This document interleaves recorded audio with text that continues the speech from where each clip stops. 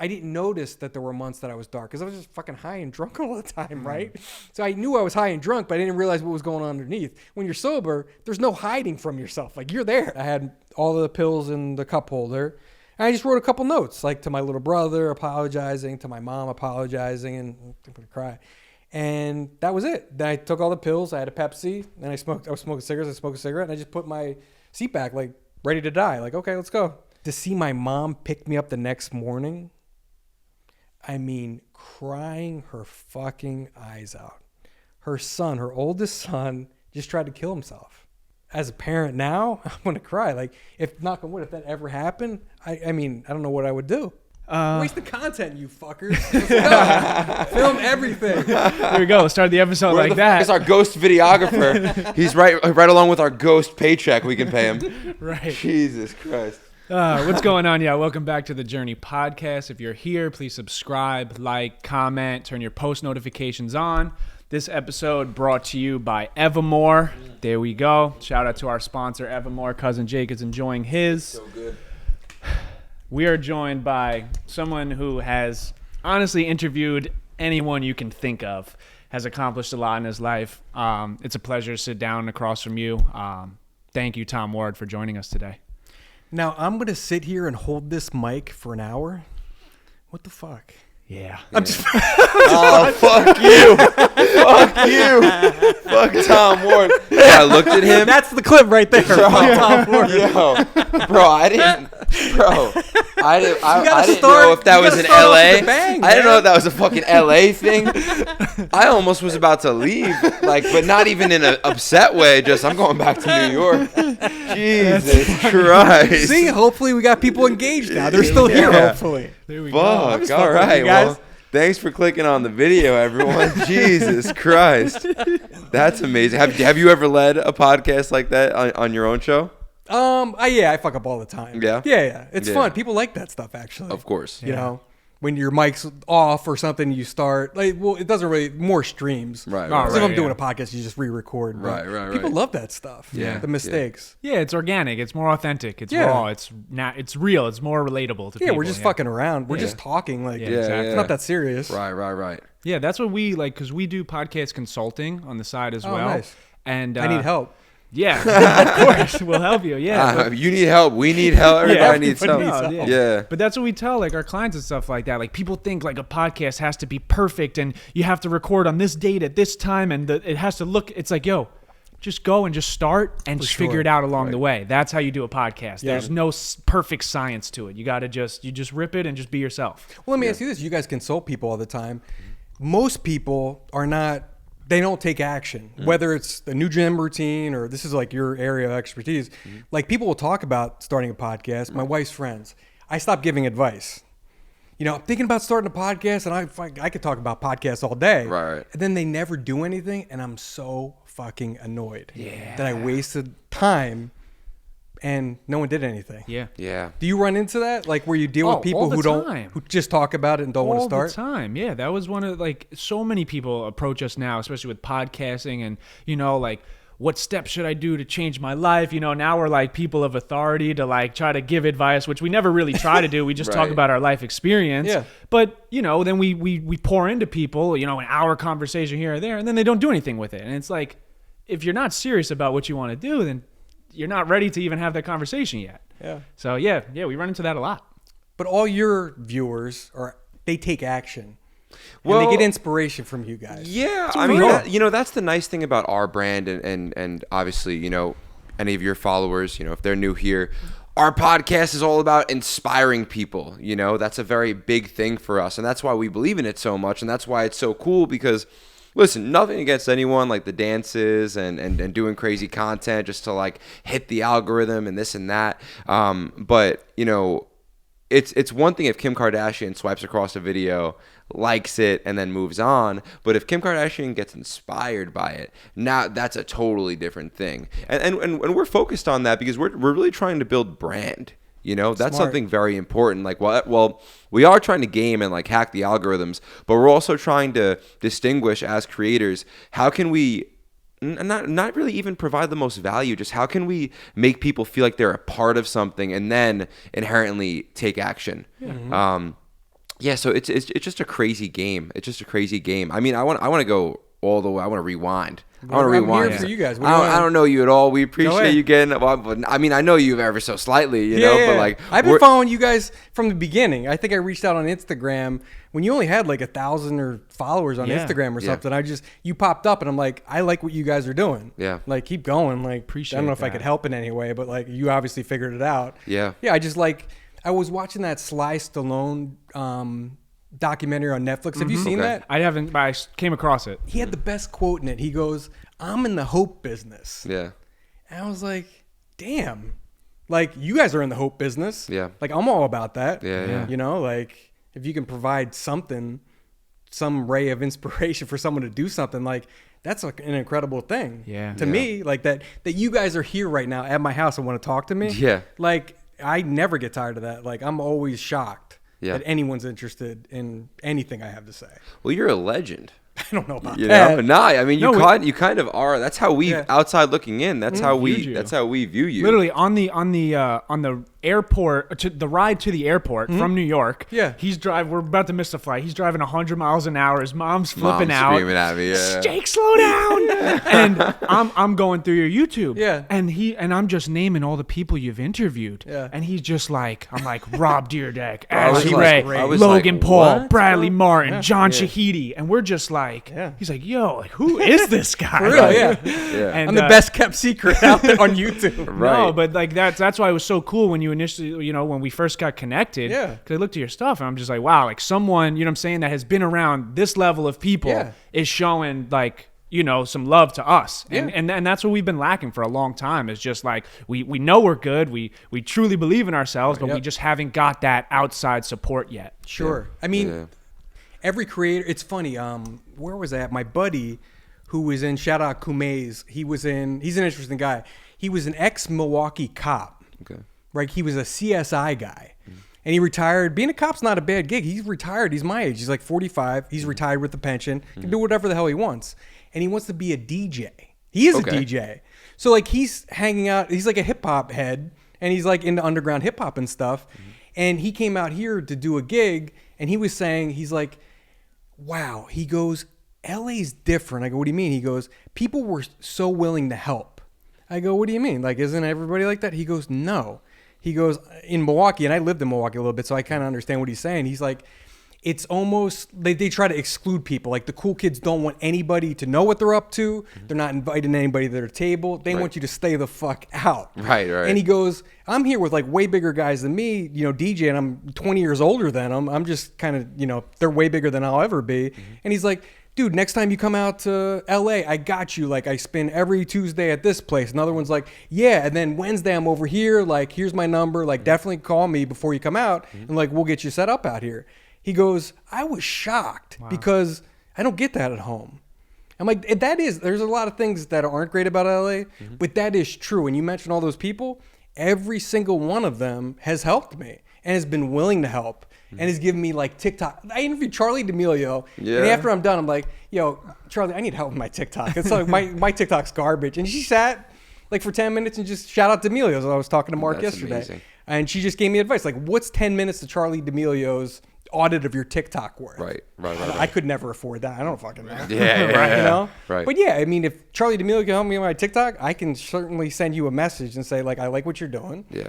And you know, I don't know if that helps or anything, but like, I don't know. Yeah. I tried to reach out. No, I appreciate that. Yeah. And look Yeah, at you guys now. You're big time.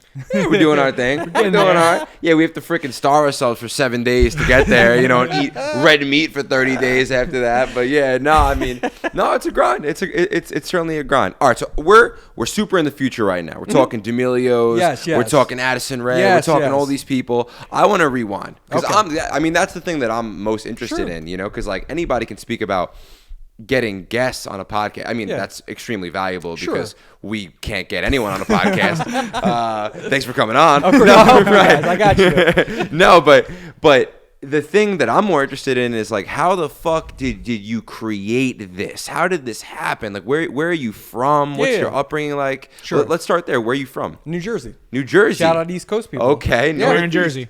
South Jersey, about 20 miles outside of Philadelphia. Okay. Yeah. Cool. Okay, and then So and Eagles fan, you know, right? Typical Sixers fan. gritty, right? And then yeah. and then did you get into? At what point did you know you were going to get into media? It happened by accident. Yeah. So, you know, I was I was a long shot. Nobody was betting on me out of high school.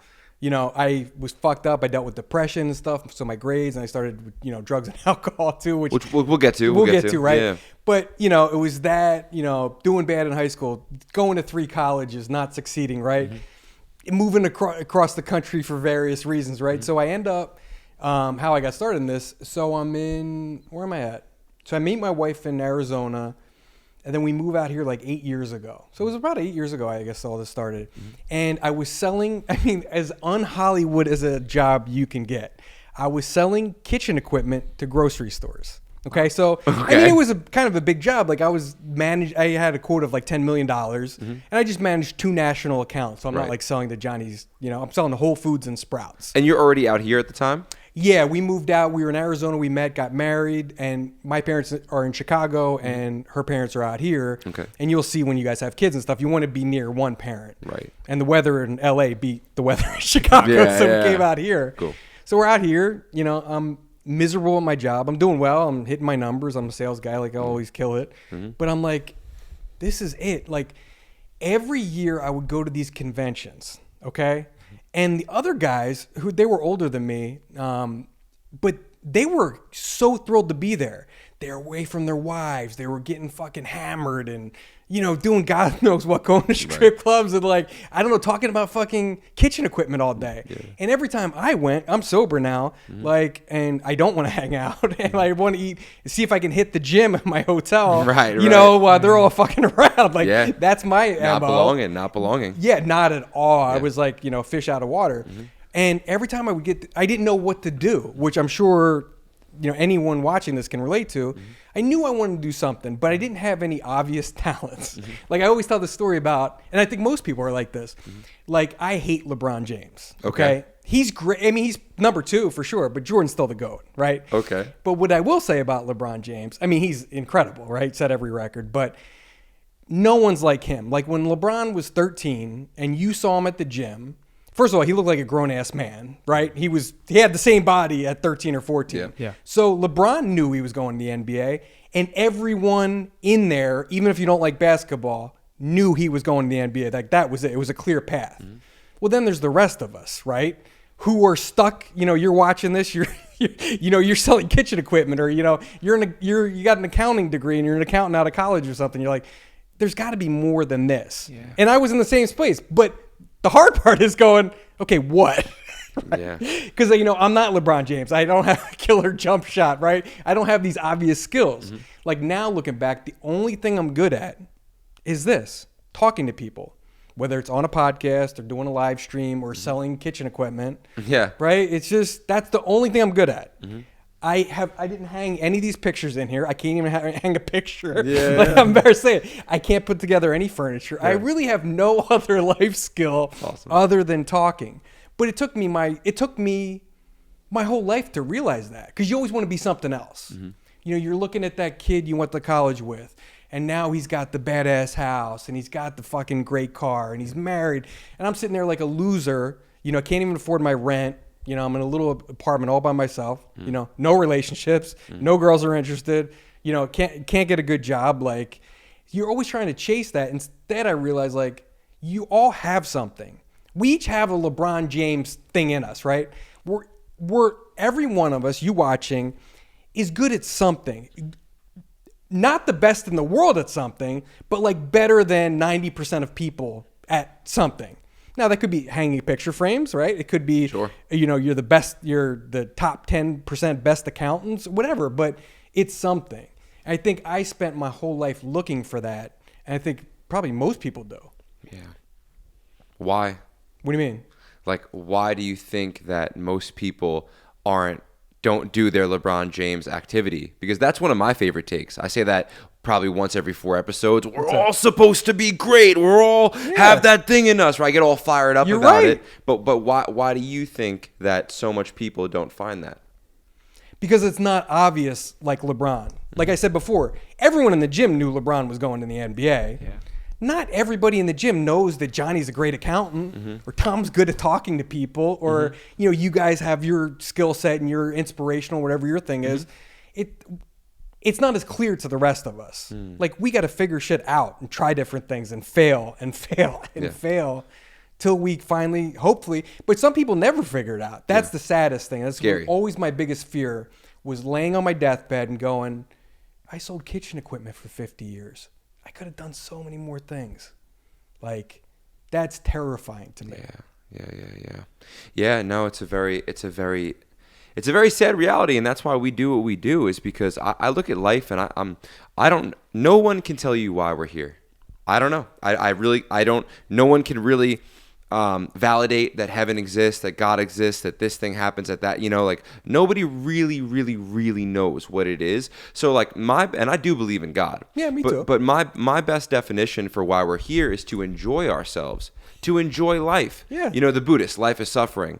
I mean, life is hard, don't get me wrong, but I don't think it has to be suffering. I don't subscribe to that idea. No, I'm with you. Yeah, and I mean, we're all kind of living proof that we're able to enjoy we're able to do something where we can enjoy our lives. Now, the trick is once you are in a position where you should be enjoying your life and you're not, now you probably need to do a little bit deeper soul searching, maybe seek out therapy and then say, okay, I have a famous podcast now. That's what I set out to do, but I'm still not happy. What is that? Yep.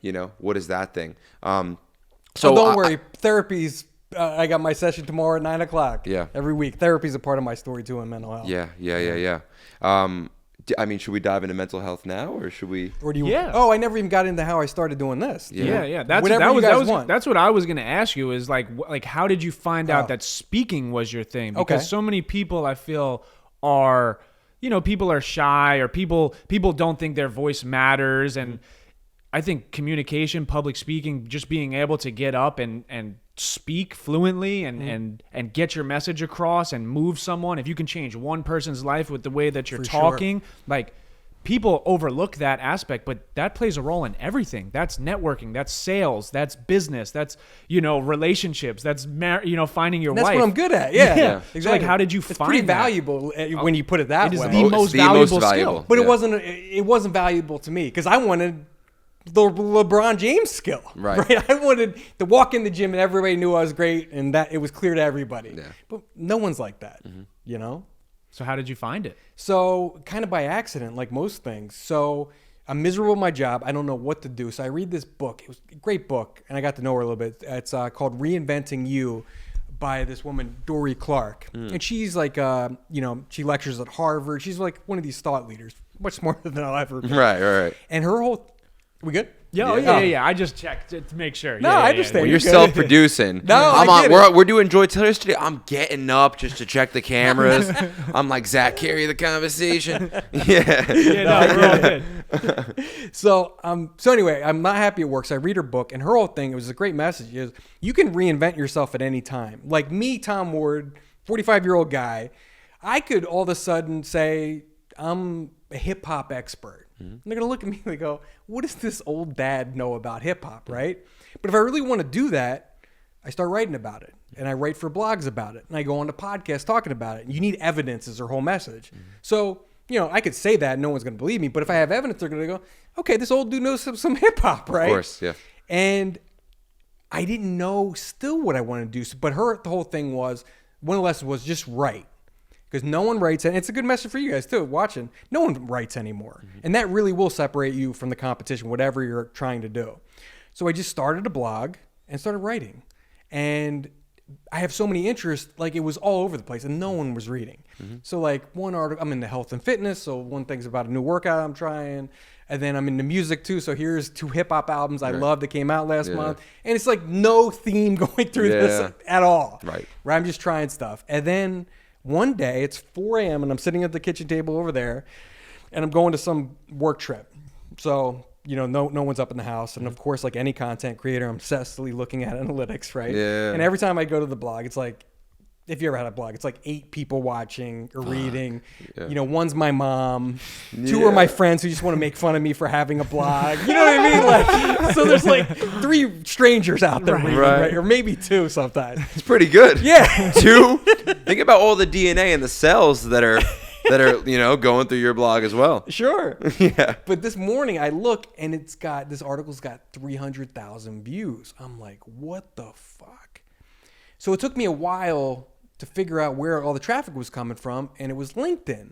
So then I go on LinkedIn and I search for the article I wrote, and Jessica Alba, the actress, saw this little article I wrote on my little blog and said it was great and posted it on LinkedIn. Come on. With the link. Come on. Wow. Thank you, Jessica Alba. Shout out Jessica Alba. To this day, I have no idea how she found it or why she posted or whatever, but she did. Yeah. And then and this was only 3 months into writing the blog, so it was pretty quick. Wow. And then the woman who wrote that book, Reinventing You, Dory, saw that article go viral, and I messaged her before, and she said, "Hey, you should write for Forbes." I said, "Now I'm not a writer. Like Right. I'm a sales guy selling kitchen equipment. I didn't write for my school paper, nothing." Actually, I got in trouble for having someone write my paper for me once, right? Yeah. So my writing history is questionable. Right. So I'm like, are you serious? So she puts me on a call with some editor of Forbes, and he was awesome. And he's like, yeah. He's like, here you go. Why don't you, write for us? Mm-hmm. And I'm like, okay, I can do 2 to 5 articles a month. It's like, yeah, it's perfect, So just try to focus on marketing, and that's it. And I'm like, well, I can just write whatever. It was that easy? Like she was just like, yeah, let's do it. Yeah, the editor was like, pretty much. Well, I mean, he looked through my blog. I had to make sure all that was right. I had to give him writing samples. Right. So it's not like he just said yes because he liked an article. So he did some background on me. But yeah, once I passed the test and the interview, he's like, okay, here's how you do it. And, I'll, for the first, you got to send them to me first before you post and stuff. I'm like, okay, whatever, and that was it. And are they telling you what to write, or are you? No. So you just shout go out and Forbes. No, they were really good. They call them swim lanes. So they want you to stay in your swim lane. Mm-hmm. So mine's kind of business and marketing. So I can't write about health and fitness one day. Mm-hmm. They'll delete the article, right? Yeah. But as long as I stay within the framework and follow all their content guidelines and write decent work, I mean that's the most important thing. Right. That's hopefully getting views. Yeah. They're good, and they just kind of leave me alone. Are you nervous before this Forbes thing? Because when I think of Forbes, it strikes me. Oh, for sure. It like hits me in the face. It's GQ, Forbes, Yeah. Like, are you nervous before going into that? Not at all. Really? Because you think Not at all. Why? Why? How? I don't know. I just always believed like I should be there. Like for me, and I have no evidence to back this up at all, but like when I'm in like an event that I really looking from the outside have no really business being at, I'm like, of course I should be here. Like, why Yeah. wouldn't I? Like, it would be a shame for them if I'm not there, if I Yeah. didn't show up. Wow. Like, for some reason, I always just thought, I always thought I should be doing something in media somewhere and hanging out with certain people, but, I was just waiting, I guess. It's like, finally, okay, cool. We get to meet some cool people now. Yeah. Cool. I'm tired of talking about ovens with these fucking old guys. Right, Like, I can talk to right. some people I'm actually interested in. All right, Yeah. let's go. Wow. So, I don't know. That's cool, man. Yeah, that's cool stuff. That's amazing. was Freaking that Forbes. like an I made it moment for you, or was that No. the moment your life changed? I'm sure that's It changed, but no, because it doesn't pay much. Right. So it was like really cool, but it was also a lot of work. Like Saturday, I would spend, and even now, like this Sunday, I'm going to be in my office all day, and the kids are at, with my wife. She's going to her parents' house. Shout out, my wife's parents. Yeah. But I was there last week. This week I got to work. But every Saturday for literally years, I sat in my office at home, and I wrote. Yeah. Or I edited videos, or I reached out to potential guests, and for 12 hours probably on a Saturday. Wow. While everyone else is having fun, if it was the summer, it didn't matter. Like, yeah, I'd like to be at the beach. We're in LA, it'd be cool. Yeah, there's cool events I could go to or do something. No, I say no to all that. You got to sacrifice, right? Yeah. And I still do. Like Sunday, yeah, I would like to be kicking it and hanging out, but no, I got a Forbes article I got to write, and that's the only time I can do it. So I got to just sit in my office and do it. Yeah. Do you still have the love for writing? I Because hate it. really, fucking hate it. No offense, Forbes.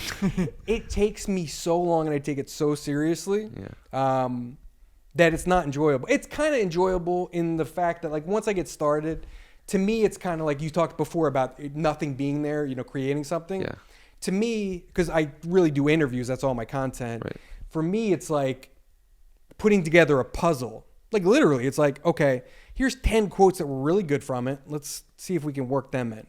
No, this one isn't going to work, so let's get that out. Okay, let's write 2 paragraphs before we get to that about this. Yeah. And once I get in there, that's kind of how it's like a game to me. Yeah. But I dread it. It No. takes me forever. Wow. It's not fun. No, I can completely relate because like we shot a wedding. I think like with the fucking hustles we've had to do to make this a reality, bro. We're shooting plastic surgeons. I'm on top of a roof, bro. Shingles feared for my life, trying to get the shot. Like, I got a leak in my roof. Can you fix it? I can't fix a fucking thing. I'm not good for any of it, which is funny because I'm big, so people think I can.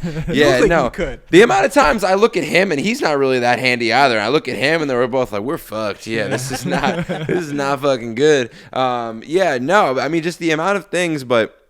So like doing videography, I can completely relate because I was in love with videography. I fucking love it. Like when I learned shutter speed, a topic that's so like just by itself, like it's just yeah. It's boring to me. It's and probably boring. everyone It's else. just just how fast your camera can shutter, and then like whatever, Getting and the then right the amount of blurred motion background. blur. Yeah. Like.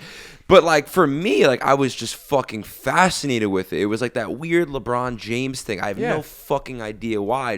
I just loved it. I was turned on by it. How long did it take you to find that? How old were you at the time? When you found out you love fucking nerding out on editing and cameras. It's like kind of funny because like it was, like for the first portion of my life was all football until I got injured. And then that was a very weird, there was a 1 year dark period, mental health period, anxiety. I've told the story, blah, blah, blah, a million times, whatever. So overcome that. Then I spend probably a year and a half, 2 years bouncing around, personal trainer, waiter, this, that. Honestly, right before COVID, I was planning on opening up a restaurant, just getting tight, like working up from like server to manager to then meeting the partners of Nobu. And then, hey, Nobu, I got this Italian concept. Let's do it over here, whatever. Long story short, there was always something weird with cameras for me. Like it was like, I remember I started this business in college. It wasn't a business now that I know, but like I started this thing and we went to the Mac store and I remember I was looking at computers and, salesperson comes over and they're like, oh, this one's really good for video editing. But it was like $1,000 more expensive than the other one. And I'm not a video editor, but I'm like, oh, that sounds good. Let's do it. My friend's like, bro, like you just got a credit card. Let's not do, like, you shouldn't do that one. Yeah. And then that was the thing that, like, made my credit terrible because I couldn't pay it. I've been there. Yeah. So, shout out my 500 credit score. We're using his thing to co-sign. You want to co-sign? No, I had a 585, and I'm good. Right. It took me years. I ain't co-signing for no. So, long story short, and then there was just other times where, we had to hire a videographer, and I was kind of like, yeah, maybe I could fucking do that. Yeah. Long story short, once I tried doing it, like once I like actually like tried going into Premiere Pro and I realized how Chinese it was, and I realized that like not only is there shutter speed and aperture and drones and gimbals and this thing like in framing and composition and blocking and acting and editing and composition, like you can go on and on about things. I quit COVID. Nothing to do. So hop on YouTube with the beginners. Yep. Shout out. Shout out. Hop on beginner's mindset at the time. I'm like, all right, if I could just learn one thing a day, right? If I could just learn shutter speed today, aperture tomorrow, that thing the next day, then for whatever reason, just absolutely fell in love with it. Now, fast forward to the point of this whole fucking thing, because this is the Tom Ward episode, not the Jake Moscato one. I want to hear your story too. Right. So, the fast forwarding of the whole process is that I fell in love with filmmaking, and then when I had to do it to make money, I fucking hated it. Yep. Because I wanted to make the things that I wanted to fucking make. Yes. Right? And then in the beginning, it was cool. Like my first music video, cool. First wedding, cool. First this. But then you get to your fucking 8th wedding, and then It's a job. Oh my God, is it a and job? You didn't get into it to have a job. Man. No, Should be fun. I'm stressed out because my car breaks down. I gotta call him. I'm not even getting paid that much on the job. I'm like, bro, would you take 150 just to drive me to this fucking place, bro? We're in there. We're in this wedding. We're in jeans, look like idiots. You know what I'm saying? Like, just the amount of things. And no, I can just certainly relate because he brought it up. He's like, bro, you know, like weddings now are paying like $5,000, $10,000, and I'm like, yeah, I don't care. I want to fucking do them because a wedding for me isn't this. It's not a 1, 2, 3 thing. The amount of time that, like, you know how stressed the fuck out I am when I look at that blank piece of paper, aka my timeline. Mm-hmm. You know, when I look at that and I go, what am I gonna fucking mold this into, right? And having this like perfectionist idea that no matter what I do, I want to do it to the fucking best ability that I can do it. And that's why it's just so nice to branch out and finally do our own thing. And I'm sure that's where the Tom Ward Show came from. What's going on, guys? I hope you're enjoying this episode. I'm in Williamsburg, Brooklyn at Anthony & Sons Panini Shop, enjoying this beautiful sub. Gonna wash it down with an Evermore water, rare alkaline source, pH levels 8.8 to 9.1. Keeps me hydrated through the summer. Go to your local store to find your Evermore. Sure. Well, it came out of necessity, really. Yeah. It came because I didn't know what a YouTuber was or anything. Oh, I saw. Okay, now this is my first YouTuber, Jake Paul. Mm-hmm. I didn't know who Jake Paul was. Now you go, oh, he's a famous boxer. He's a great villain. He's tens of millions or maybe $100 million.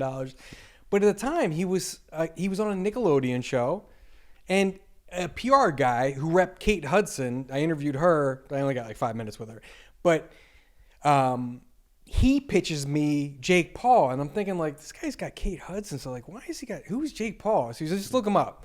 So I looked him up, and he had like 20 million YouTube subscribers. I was like, who is this kid I've never even heard of? Yeah. I want to talk to him. So, okay, I'm like, good, let's set it up. So I go to the first Team 10 house, right off of, I think it was off Sunset, I think, in LA.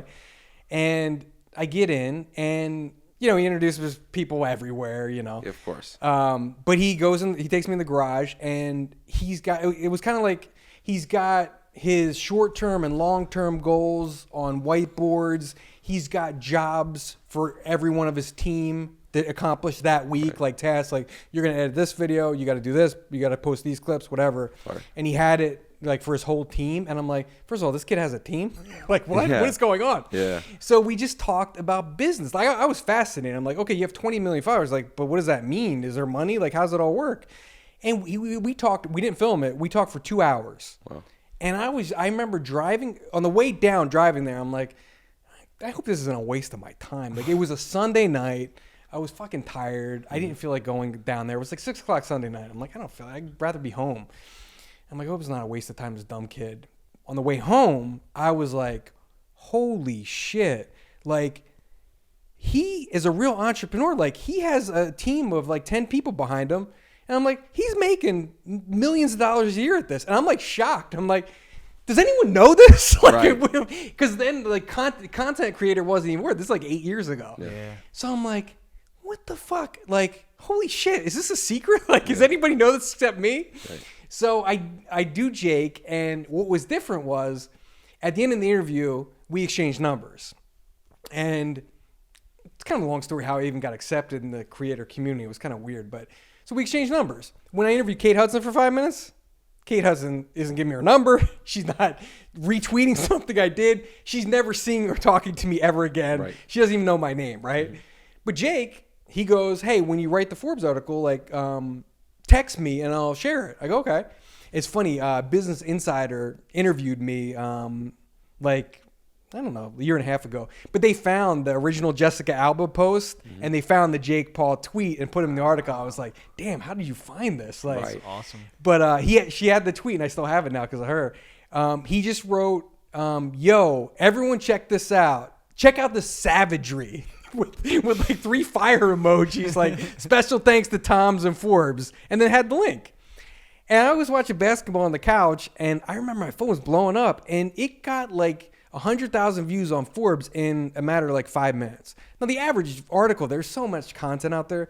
Average article gets 100 views. I mean, you're competing with everything unless it goes viral. Yeah.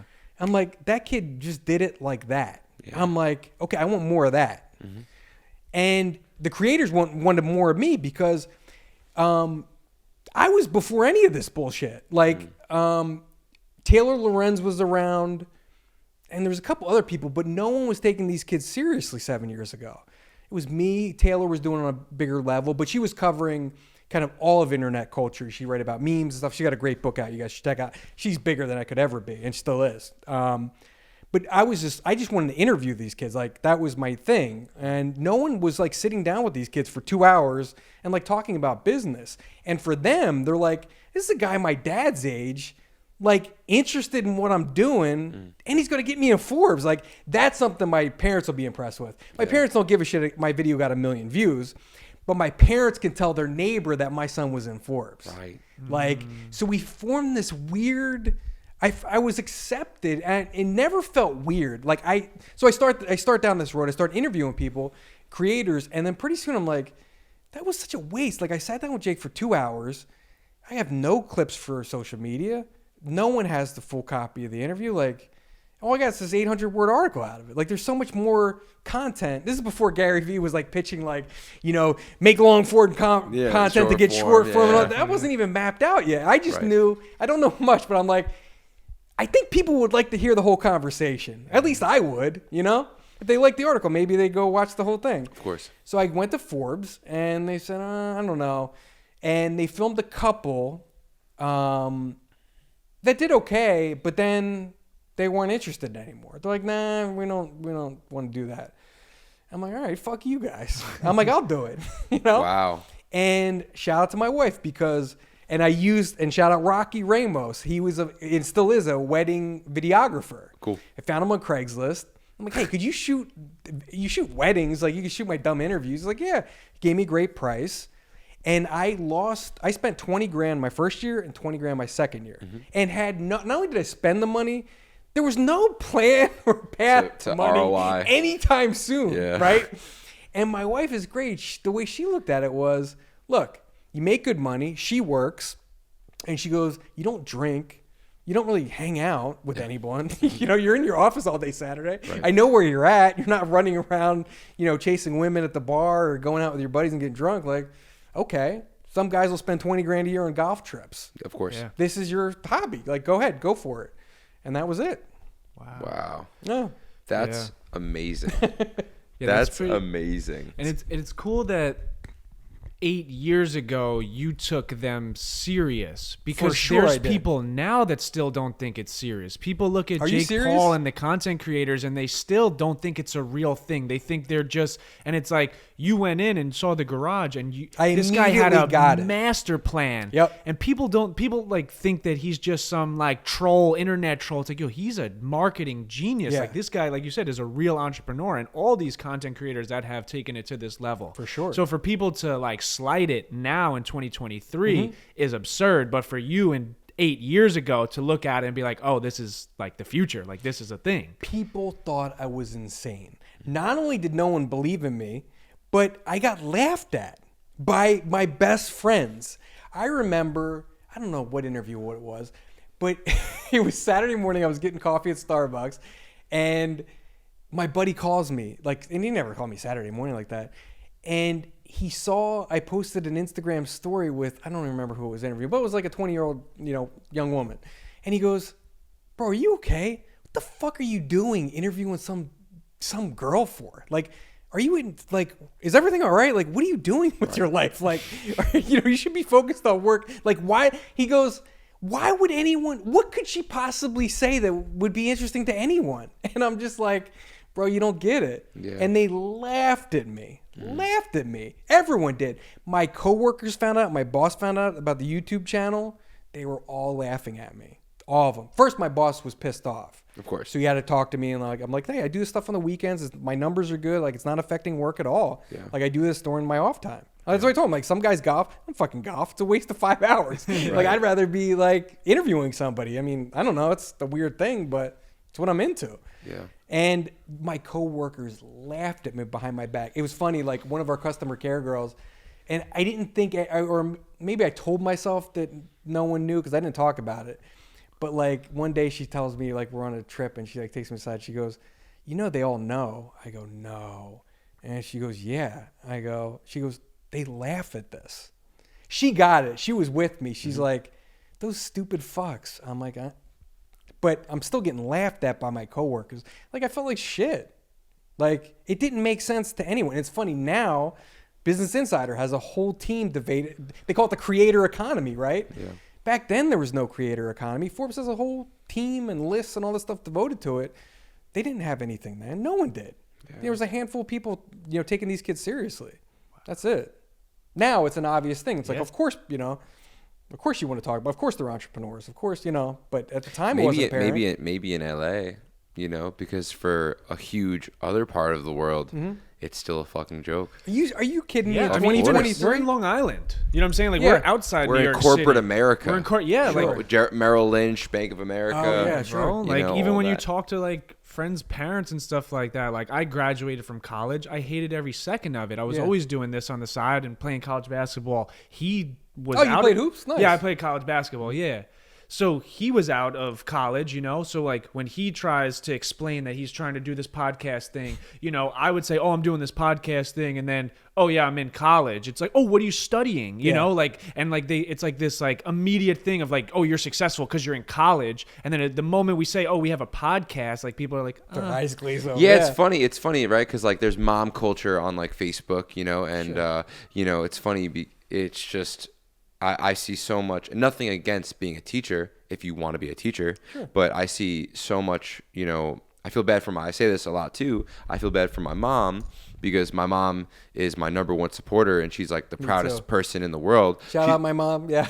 Shout out moms everywhere. Yeah. She's probably one of the only adults. Well, now there's probably a lot of adults that believe in me, but like, when this thing was really kicking off and she started seeing, she really, really, really believed in it. And I felt bad for her because we all have egos, of course. And my part of my entire brand is like challenging your ego. But at the same time, like I understand that we have one and like an Italian Long Island mom just wants to talk about her cool son to her friends. Who's bragging that their son's a dentist now. Right. Yep. And she's got to go, and my son's doing a podcast. No, like, it's embarrassing. And that's what it is. It gets consistently laughed at. That's one of my biggest motivations because with all of her friends, this kid, their friend posts that their son's a teacher, it gets 500 likes. If my mom posts that I'm an entrepreneur, podcast host, influencer, YouTuber, it's almost, it might even get taken down somehow, like it's just, that's just like shadow banned. Yeah, just the world we live. Bro, my family's at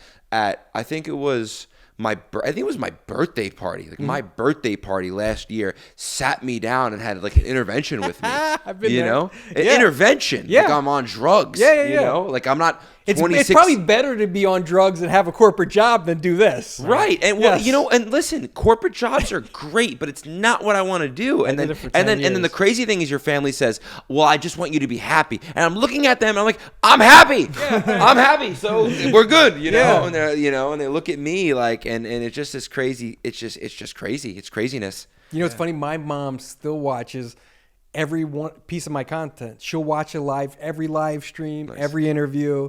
Yeah. It was my mom and my wife who were they were the only people who like believed in me. Same thing. I got laughed at by everybody.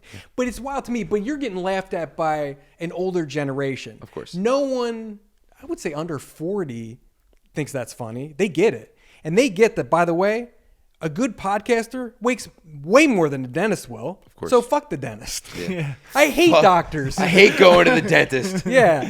I mean, it's like such a, like, oh, my son's a doctor. Who gives a fuck? Right? He'll make $250K in 30 years. Yeah, deal with fucking insurance paperwork all day, and you keeping a good Yelp score and all this other shit. Yeah. Managing the staff. I'm like, I would never want to No, do that. I'd see my friends in med school, and they're all fat now, and their hair is falling. Well, nothing against you, you know what I'm saying? How dare you, bro? That's my people. Fuck you! You made fun of our microphones. You know what I'm saying? Bald people unite. Yeah. Let's talk about that. When was the first moment you noticed? No, I'm fucking around. Dark story. I'm fucking. All right, let's fast forward. So Okay. how the fuck do you get these guests on? Sure. Well, I mean, go back to Jake Paul, right? So I did right by him. Right. I don't remember who he put me in touch with yet, but it was looking back. It's like I started right at the top. Same thing with Forbes. I didn't fuck around. I went boom. I'm at Forbes. Boom. I'm interviewing Jake Paul. Like, where else am I gonna go? So let's just stay up here. That was my thing. Like, we're up here. Like, let's not go down here. Let's keep elevating. Yeah. So he put me in touch with a creator, and it was weird. I felt most comfortable talking to those 20-year-olds. And honestly, if anyone looked at those conversations, it wouldn't make sense to anyone. Mm-hmm. I'm old. I'm bald. I was selling kitchen equipment. Yeah. Like, on paper, I have nothing in common with them, right? They're young, they're beautiful, they're rich, they're entrepreneurs. I'm none of those things, right? They're social media stars. But yet, to me, it just made sense. Yeah. Like, of course, why wouldn't I be here? Like, they're interested in the same shit I am. Like, okay, what's your click-through rate on your thumbnail? Oh, that sucks. You got to do this. Right. Oh, okay, that's a good tip. Wow, I learned something today. All right? Or, no, you're posting at the wrong time. No, don't post your good shit on Sundays. That's the worst day to post. Like, okay, cool. Like, this is the shit I can nerd out on and talk. I'm interested in this. Yeah. I don't give a shit about NFL football and fantasy football leagues. I want to talk about this. Yeah. Like, this gets me excited. Wow. And I think there was a weird, acceptance of me, kind of. Like, Jake goes, hey, Tom, you should check out this guy, and introduces me on a text thread.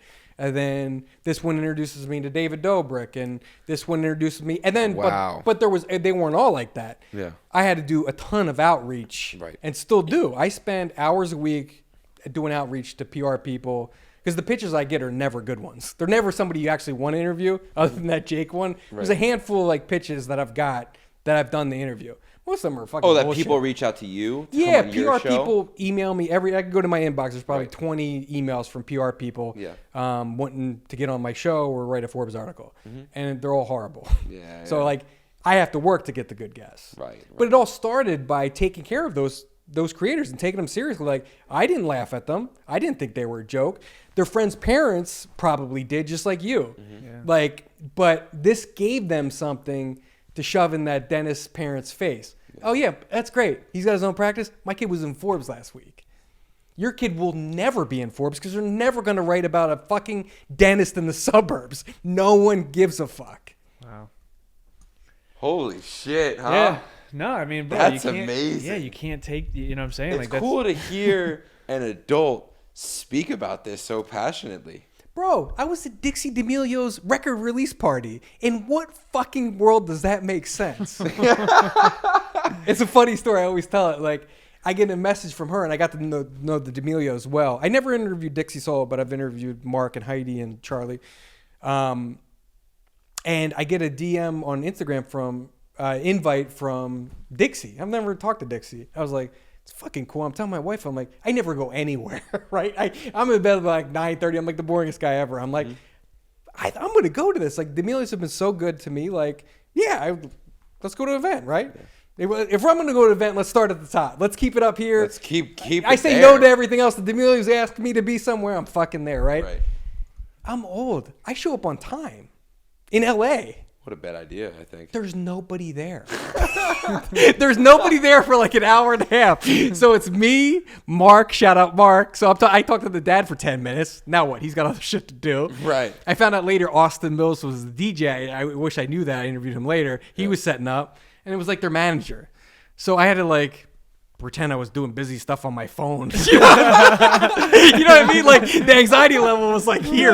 How do I fill an hour and a half at this empty thing looking like a fucking nerd? That's awesome. Yeah. You call your friend. You text your friend, and you're like, hey, for the next hour and a half, we're going to speak about crazy business contracts in Russia and China. Yes, important thing. It's economic state of the country. That's amazing. Yeah. Oh, that's so good. Oh, fuck. That's good. Yeah, no, it doesn't make sense, but it makes perfect sense. To me, it did. Yeah. And to the kids, it did. Yeah. You know, it's just weird. Wow. Fucking LeBron James. All right, so man, like I guess. So, what's your actual outreach strategy? Like something we can take away. Like, Sure. So anyone with a podcast that's trying to connect with, Of course. because we've just been DMing people. We found out this week that that's a terrible way to go. Think about it. Anybody gets. If you're going to use social media, Twitter's the best way to get a hold of somebody, because with a mention and enough, if it goes viral and stuff, that'll show up. And you can pay to be verified now. I was verified on Twitter, which helped. Right. But you could pay I don't know how much it is, $10 a month or something to get verified. Right. That blue check makes a difference. People pay attention to the blue check. Should you be verified on Instagram? 100%. Really? Yes. Even though everyone else has it? Exactly. Everybody else has it. Why don't you? What's wrong with you? I don't know. I think it's cooler to have 1 million followers and not have a blue check. That's cool, but do you have 1 million followers? I have 107,000. I grew it in 2 months. That's pretty good. Yeah. So you're on your way. Yeah. So maybe you say fuck it and don't have it. Yeah. I'm saying for outreach credibility. purposes. Yeah. Like would it help? For outreach, it helps. It gives you credibility. Right. Even Status though Delta. even though anyone can buy it now, which is fucking I hate. Yeah. Like to me, getting verified on TikTok in the early days, TikTok was fucking an honor. Yeah. Not everybody. I mean, TikTok's cool because you can't buy it yet, but I'm sure you will. Yeah. But so Twitter, if you're going to use social, is the best way to get a hold of somebody. Okay. But even that's a long shot. Okay. The best way, if you're trying to get YouTube creators, go on their YouTube page and go on their about section, and they have that little box that said email inquiries or something, and you click that, and the email shows up. Such idiots. Keep And going. usually it's their manager or somebody associated with them. Right. That's what you should do. You're wasting your time with DMs. Emails is how you get a hold of people. Wow. But figuring out the right person to email, that's hard. Yeah. Because obviously the bigger the star, the closer they keep that stuff guarded. And then as far as initial outreach message, are you going long message, short message? Is there a My science pitch to has been that? the same. It's so fucking boring, but it's the same. No, because the people won't read a long email. So Yeah. you got a paragraph, 2 max. Yeah. But just explaining who you are, think it would name the 3 biggest guests you've ever got, Right. put them in, and just call them recent guests. I always Yeah. do that, right? Yeah. Fucking Charlie D'Amelio was a year ago, right? right. Some recent guests include Charlie D'Amelio, Kate fucking Hudson, Logan Paul, the- Kate yeah. Hudson, right? Sierra, that was a year ago, Yeah. right? But so, hey, this is who I am. I have a podcast. Don't even get into downloads and You shit. don't People send don't even care. analytics? No? Yeah, No, that's hell that. no. Okay. Yeah, because they might not be good enough for them. Yeah, right. That was true with me. Like my Right. analytics, I didn't want to share that with anybody, so I kept that on the DL unless absolutely necessary to show. Right, but no right. one asks. Right. They just go, he's got a blue check. He sat down with Charlie D'Amelio. Yeah. Of course he's legit. Yeah. So that's what you do. Just, hey, I have this podcast and this is what it's about. We'd love to hear you talk about X. Some recent guests we've had are boom. Yeah. We'll do it whenever and wherever you want. Wow. That's it. Yeah. Yeah. It's pretty cool. That's very cool. Yeah. The hard part is getting the right big guest to be able to put in that email. Yes. Starting from zero, that's hard. But Yeah. you guys are big enough. That should just be your email. It should be easy. Yeah. That's what we learned on this trip. That email, it was yesterday. It was we need to start emailing people. We just start going Yes. down the list. I thought because I have all these 100,000 people. followers now, maybe it'll hit a different message request section If or you something have like 5 that. million followers on Instagram, do you care that somebody has 100? They're like, who's this guy with 100,000? They look at it different than me. Yeah. To me, a guy with 15,000 followers go, fuck, man, 100,000. He's killing it. Right. But you're reaching out to people who have 5, 10 million. Yeah, they don't it's true. fucking care. Right. That's Fuck. actually embarrassing, right? That is embarrassing. So, I'm dude- embarrassed now. I feel like deleting my account. I'm bringing and you just back going to down from your email. high. I'm gonna go work at Forbes. You're riding this high of 100,000 followers. I got to Right. bring you back down, Yeah, right? fuck me. Jesus. Yeah. But you got to it puts things in perspective, right? You Yes. got to look at it from their point of Of view. course, of And you course. always have to put yourself in their shoes. Of course. Whether I'm selling kitchen equipment or I'm doing an interview, put yourself in those shoes, your audience, whoever that is. So Right, you got to yeah, look at right. it from that perspective. 100%. Yeah. All right, so let's So, speak yeah. some of the biggest interviews. Go right? ahead. Maybe, Yeah, or what yeah. were you thinking? Yeah, let's Shoot. we can go into the biggest interviews and ahead. then I'll Circle back. I'll follow up after that. Yeah, so What do you want to know? yeah, what was that like? What is it like? Obviously, I mean, you started with Jake Paul. Yeah. So what is it like when you are interviewing these people? Yeah. What is your mindset going? Are you nervous ever? Never? I feel like, of course, I should be there. Like, why wouldn't I be at Paris Hilton's house? In no world does that make sense. I'm literally, when I interviewed Paris Hilton, I was on conference calls for 5 hours. I sold an oven to like a $20,000 bakery oven. You know, they bake bread and cookies and stuff to Sprouts, the grocery stores. Okay. And it was not working. The store manager was pissed. The people at corporate were pissed. I was on a call for like 5 different calls for like 5 hours talking about a fucking oven. And then I literally get done my last call and drive to Paris Hilton's house. In no world does that make sense. But to me, it's like, why was I on the calls about the oven? Like, I should be at Paris Hilton's house. Like, to me, it's like, of course I should. I don't know why. I think you have to be a little delusional. And I am 100% delusional. You know, but I think you kind of, to chase a crazy dream, you do have to be delusional because, you know, it doesn't make sense on paper. In no world does me being at Paris Hilton's house make sense. Yeah. But to me, I was like, of course, thank God I'm here, finally. Why'd it take so long? Yeah, right. That's the way my fucked up mind tells me. Like, Yeah. I don't know if it probably sounds egotistical, I'm sorry.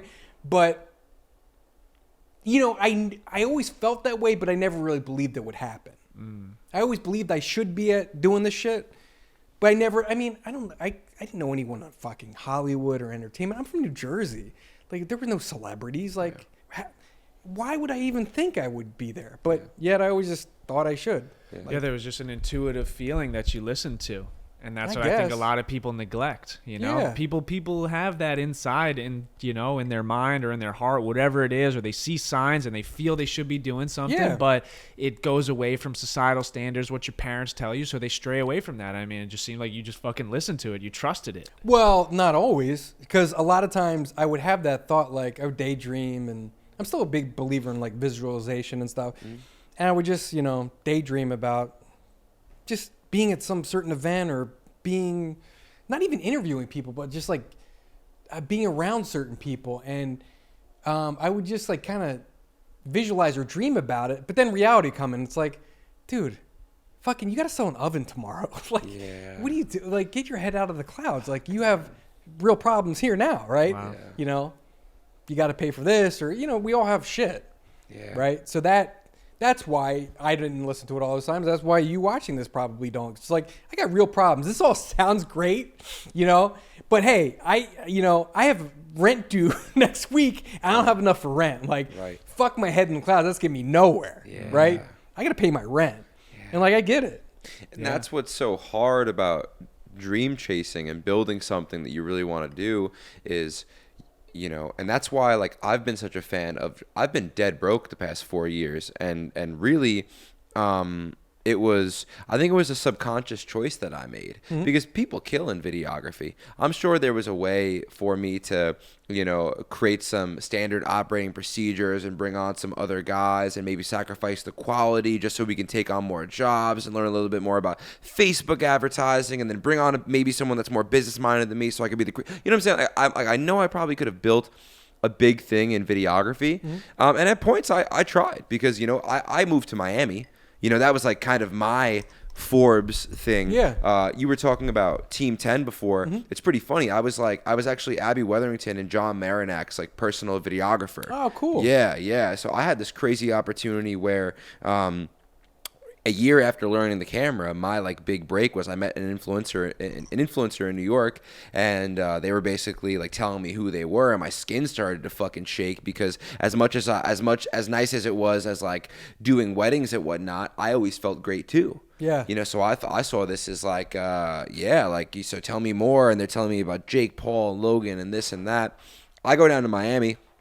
I'm producing a podcast called The Yacht Cast. Okay. Failed project, but not because of me. But basically, long story short, it was these 3 huge influencers, and they would interview influencers and celebrities on this 165-foot mega yacht in Miami. That's a cool concept. I got to meet Gary Vee on my personal Instagram. Wow. I got to have a conversation with Gary Vee. D-Rock, his main guy, filmed it. I'm on this yacht. What sense does that make, right? None. A year after picking up the camera. And then, how did you feel though? Did you feel like, of course I should be here, or like, or were you nervous and like second guessing yourself, like, why is Gary Vee talking to me? Because you could go either way with it. Well, I remember, the cool thing about I wasn't too pressed on success because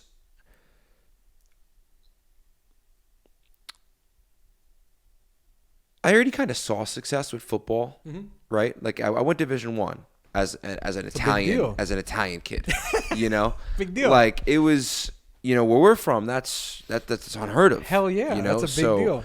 And even the New Jersey, whatever, fuck football. Anyway, Anywhere that's a big deal. Yeah. How many kids at your high school went Division I? 0. Oh, there you go. Well, not 0, but I'm saying like a very small percentage. Yeah. Yeah, every year. So, you know, when I first picked up the camera, there really was no expectation because it was COVID and we were getting stimulus checks at the time, you know? So it was like all I had to do was kind of learn. And then immediately I saw that if you want to be really good at something, you got to put the fucking hours in. You got to put time in.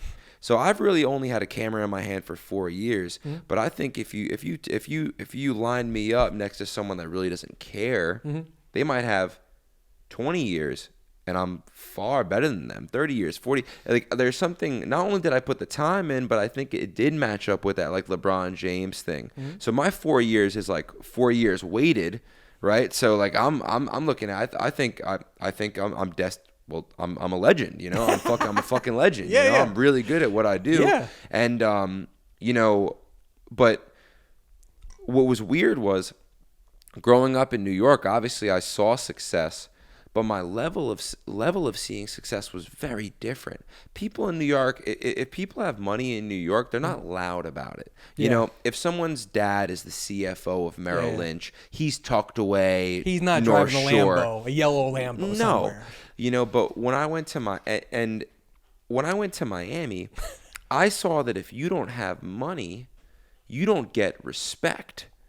And it's crazy because a lot of people didn't even have money, but they positioned themselves to look like they had money. Sure. And they got respect. And that kind of broke something in my brain because my entire life I was popular, cool, and good looking. And it was always easier for me to get along with people. But that's very unrelatable to me and to you watching. You know? Right. I was none of those things. Yeah, right. No, well, that's kind of. Well, I'll get into that. Whatever. Anyway, long story short, it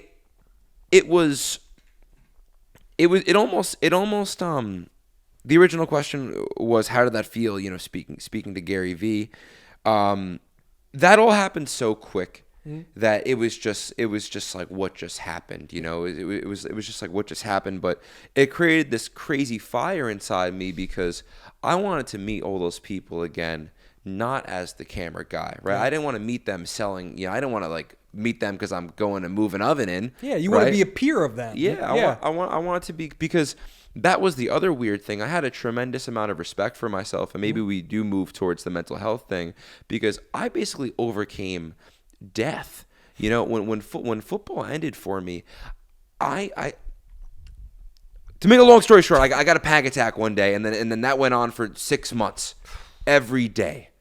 And when you think that panic attacks are fake, and when you think that anxiety is fake, and when you think all this shit is fake, bro, and you start getting it every day, I was convinced I had ALS.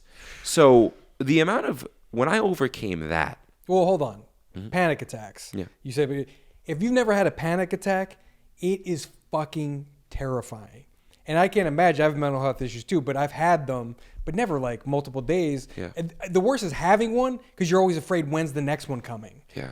It's a fucking horrible cycle to be in every day, bro. That's what happened. Good you know, Lord. because I didn't like it. It happened, and then I thought it was like just this fluke thing, and then it happened again, and then all of a sudden now my reality is I wake up every single morning and I'm waiting for the next one, and it can literally come at any moment, right? And it was torture. It was terrible, but then once I overcame that, the respect that I had for myself was because I was around all these people that I was similar to, and similar, maybe not relatable to the average person, you know, but like, and not to be a dick, not to be a dick. I'm being completely objective, but like me being, you know, I'm like an influencer. I'm good looking. I'm personable. I'm creative. Good all on these camera. good on camera. All these things, right? I have the skill of actually editing the content. You know, Which most don't. I don't have that skill. Right. But then where I think my silver, like the thing that separates me, separates us, is whoa, we speak about real shit, you know? And then all of a sudden, we're noticing on the platforms, this short form podcast clips, this is kind of new. Short form inspirational podcast clips. Now everybody wants to do it. There's so much joke content of the song. I forgot what, all the inspirational songs in the background. People make fun of it, but it's really a thing now. You can't swipe 10 times on an algorithm without seeing something about self-improvement, self-help, meditation. Yep. So then I'm over here like interviewing, I'm over here with all these guys like you said, I fucking belong. And that's where, and then on the side, we've been doing this podcast for years as a passion play. It lines up, right? And then now, full circle moment. Fast forward, we've only been serious co-hosts for a year, and then killing it. And then now look at where we're at. We're with you. You've interviewed everyone in the world. This podcast has been the first podcast in a long time for me that I wish we brought more batteries so we could sit down for 3-4 hours, because we can go into. I'm here till 4 o'clock. Tell me about Dixie D'Amelio. Tell me about this. Tell me about whatever this. You want to know. But it's just so inspiring. But you know what? You did it. You spent 4 years grinding. Yeah. Gary V, when I talked to him, USC just asked me to speak there a couple weeks ago. And like, first of all, that's like, to me, you guys in your 20s, when that talk to me is like, fucking, that's cool as shit. Like, this isn't going to last forever. Like, USC kids caring what I have to say, like, that's fucking crazy to me. But I put this presentation, and the first one was, it's all content creators. Right. And the first slide, the number one most important thing is, well, first is what's your why, what you get into, but two is you got to do it for the love of the game, and you did for 4 years, right? I didn't make money until my third year, right? And Gary V said it too. He put it perfectly. That was my first slide. Is this clip? He goes, dude, I did Wine Library TV for 5 years and no one gave a fuck. He goes, but I just did it. And Gary, if you don't know, started out making wine videos to sell more wine in his dad's liquor store. I mean, that was it. And he just did it because he liked talking about wine. He talked about wine all day. He thought maybe it would help some people, right? But he did it for 5 years before anyone noticed anything about him. And like, if you're trying to be famous, or you're trying to get rich, or you're just trying to get Instagram followers, like, that's not enough to make you sit in an office for 12 hours on a Saturday. That's not enough to make you grind it out for 4 years like you Certainly did. Not. It's got to start with the love of the game. Yeah. It was funny. I went, I don't want to call her out, but it was funny. I spoke somewhere, I won't say where, but it was young. It was a group of young people, and, they had questions about content and stuff. And this one girl goes, I go, well, what's your why? She's like having trouble figuring her niche out. I go, okay, well, why'd you like get started in this? Like, what works? And she's like, what's your demo? We're getting into the like nerd shit. But she couldn't tell me like what she was good at, like what her why was. For me, my why was, I thought these were cool conversations that people would like to watch. That's it. I mean, it just started with that. Like, I'm talking to somebody cool, like other people should see this, right? She didn't have her like why thing figured out. Finally, she just goes, I'm kind of poking around trying to figure it out. She goes, I'm hot. Okay? That's my thing. And she was hot. She was the hottest one in the room, right? Everybody, you should saw the looks the women gave her, right? Because this is like an unrelatable problem to everyone there, right? Of course. But it was funny. And I said, like, being hot's not a great business. Because guess what? There's always a hotter young woman or hotter dude with better abs on the next swipe, right? And by the way, you get old, and you get a little, you eat pizza, and your abs don't look great anymore. Or there's always somebody who's hot. There's always somebody who's hotter who has a better body than you. Always, right? But maybe there's not a better person who talks to influencers than me, or maybe there's not a better person who does short form inspirational content as good as me. Like, she didn't have that. I'm just thinking on the way home, like, there's no way this is gonna work out. Yeah. Like, you can be hot and there's plenty on TikTok too. I'm guilty. I'm a guy. I swipe through. I go, okay. And some hot girl young woman has 20 million followers or something. But like, where are they in 5 years? Few of them can keep it going. Just few of them. Some can take the looks thing and turn that into something. Yeah. Same thing with like the TikTok dancers. Like, some of them could take, little dancing stuff and make a real career out of it, but most couldn't. A lot crash and burn. Yeah, there's always a It's better not dancer than you. sustainable, Yeah. you There's always can't somebody keep who going. looks better. It's not a good business to be in. Being hot, kids, is not a good business to get in. I didn't have that problem. No one was asking me. There you go. No one cared. Are you proud of yourself? Yeah, I am. This last year's been tough. Because it's been a huge failure. So I quit the job a year ago, right? And I got tired of interviewing influencers, and I've done everybody. So I'm like, Quit what job? quit the job selling ovens. Oh, okay. Yeah, a year ago. And I had You were still selling ovens throughout until the a year entire... ago. Yeah.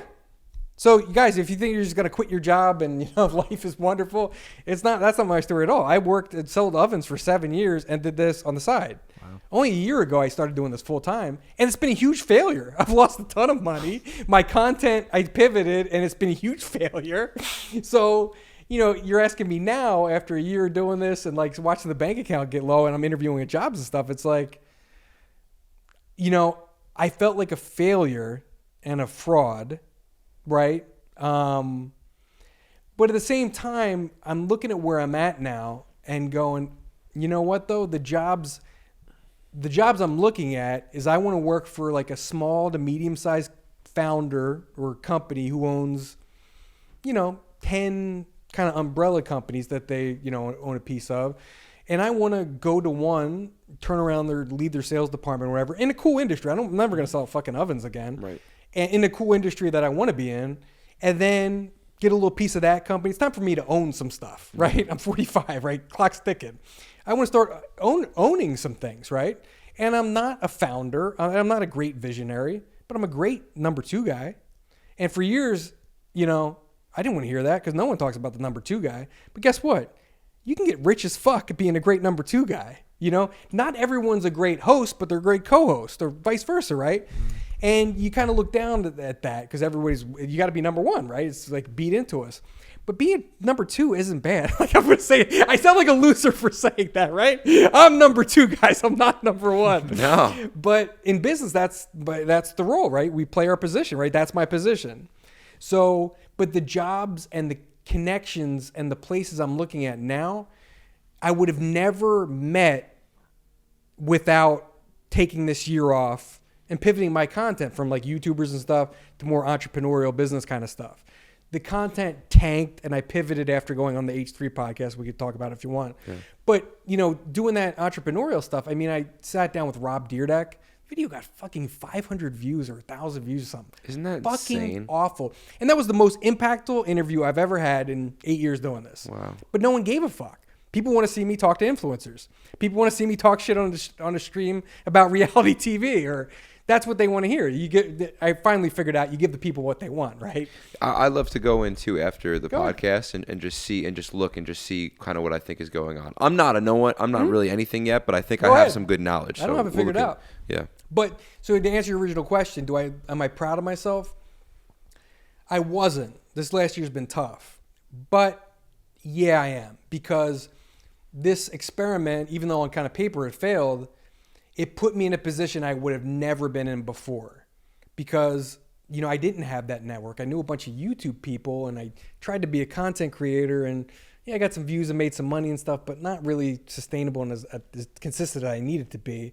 So I'm getting a job again. Like, this sucks. Yeah. But guess what? The places I'm looking at are hiring me because of my content first. That's how they look at me, is first. Like, these are people I've interviewed. When I go, okay, I'm going to need to get a job, I'm not going to Indeed.com. Fuck that. Yeah. On paper, I'm not that great, right? You know what I mean? I'm never going to, there's always somebody who went to a better university than you, who had the better job than you or higher position. I'm never going to win a job at TikTok competing against 1,000 other more qualified people who went to Harvard. Right? But I got a great network, and I'm going to go, okay, so let's look at it. These are 5 people doing what I want to do in the industry I like and at a great level. I'm going to reach out to them and get a job. Yeah. And I would have never done that before. So now, like, in the interviews I've been doing and stuff, and I should have offers on 2 of them. Nice. Yeah, they're encouraging. They love the content. That's how they found me. So they want me to continue that, and I will continue that. But also gets me a chance to make a lot more money, own a little something too, which is good. So I'm gonna do both. Yeah, it's cool. It's cool when you do what you love, you know, and you actually take it serious. Like the doors that open. I take it very seriously. Exactly. Yeah. The amount of prep. How long do you guys prep for an interview? We don't. Horrible. We're intuitive. We feel intuitive. You know. Bullshit. No, I mean, listen. I mean, you know, truthfully, I mean, the one thing is we prep once really hard for an interview, and then we just ask the same questions everyone else asks. Yeah, I guess so. Yeah. And then I'm asking you questions that I already know the answer to. Oh, of so course, now I I'm do that almost too, like yeah. not even intrigued anymore to hear. Like I'm not curious anymore. Yep. And now I'm like looking at my notes that I already have the next question set out. So no matter what you say, I'm just on to the next one, and it feels so robotic. No, you got to look at it the other way. Think of the guest. I watched one other interview they've done, maybe two, and that's it. I want to know what questions everyone's asked them already, Right. and they've already answered 200 times. Yeah. I don't want to be the 201st person asking the same fucking question, and their eyes glaze over. They go, okay, I'll tell that story again. Yeah. You know, whatever. And now I got a little clip that'll do well on social. Right. Yeah. No, I want to see kind of what the other people did, and I want to know. That's when I go into an interview with Sierra, I'm cool as a cucumber. Why? Because I spent 6 hours doing prep for Sierra. Howard Stern, in my opinion, you're a New York guy, is the greatest interviewer of all time, without question to me.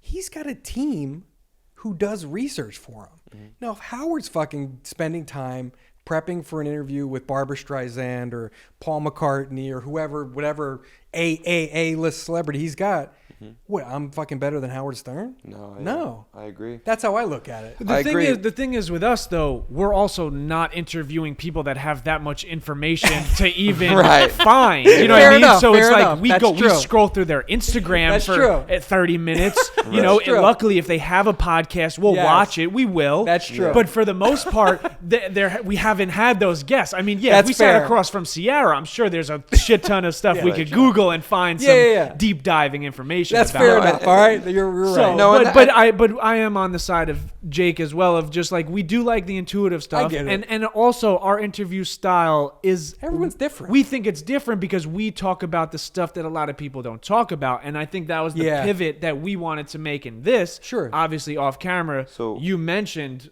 the mental health aspect Yeah. of it, and we're at an hour and 15. Oh my God. Bring it home. So I'm Yeah. saying if With people, this. Sure. if people listening, obviously you seem like this super outgoing, positive, you're smiling, laughing the entire time, but right off camera you were like, yo, I've had my fair share of this shit. Suicide attempts, night in a mental hospital. Oh yeah, I've been through the ringer. Yeah. So Drug and alcohol abuse, evicted from a couple places, arrested a couple times. My 20s were fucking dark. Dark as dark can be. Suicide attempts, no hope, living basically in poverty for years, no idea what to do, getting to the point where I can't even really keep a full-time job because I'm either, it's not that I'm high in the morning or anything, I'm just like mentally too fucked up. I'm not stable enough to go to work 5 days a week. Like, how fucked up is that? I went to Rutgers, like I'm a reasonably smart guy, right? You know, I should be able to get some kind of job where I just go to Monday through Friday, like everybody fucking else, but I can't. And I'm not sure like why. I don't get it. You know, I don't know what's wrong with me. I know something's wrong, but I don't know what or why or how to fix it. So yeah, it was not fun. You know, it got super dark where I was basically homeless in Phoenix. You know, you look at this now, he's like, oh, he's got a decent house, and you know, he's hanging at Paris Hilton's house, he's got it together. I kind of laugh when people say that about me. I go like, dude, you should have saw me at fucking 26. Okay? I had a part-time job. I was living on friends' couches for like a couple years. And when like my friend got tired of seeing me on the couch for a week, or they were having girls over or something, I would stay at a Motel 6. And like my goal, I was bartending. My goal every morning, I think it was $65, was to make $65 so I can stay in a hotel that night. And if I didn't make $65, I got to figure out somewhere to sleep. Like that's, I mean, talk about hand to mouth. Like I'm not thinking about interviewing celebrities. I'm not thinking about fucking long-term career goals or life goals. I'm thinking about like, where am I sleeping tonight? Like, you know what I mean? Like, there's none of this stuff we're talking about now. Like, that's real, you know? Wow.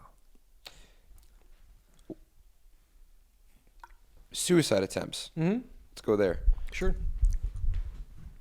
I've things for me were dark, Mm-hmm.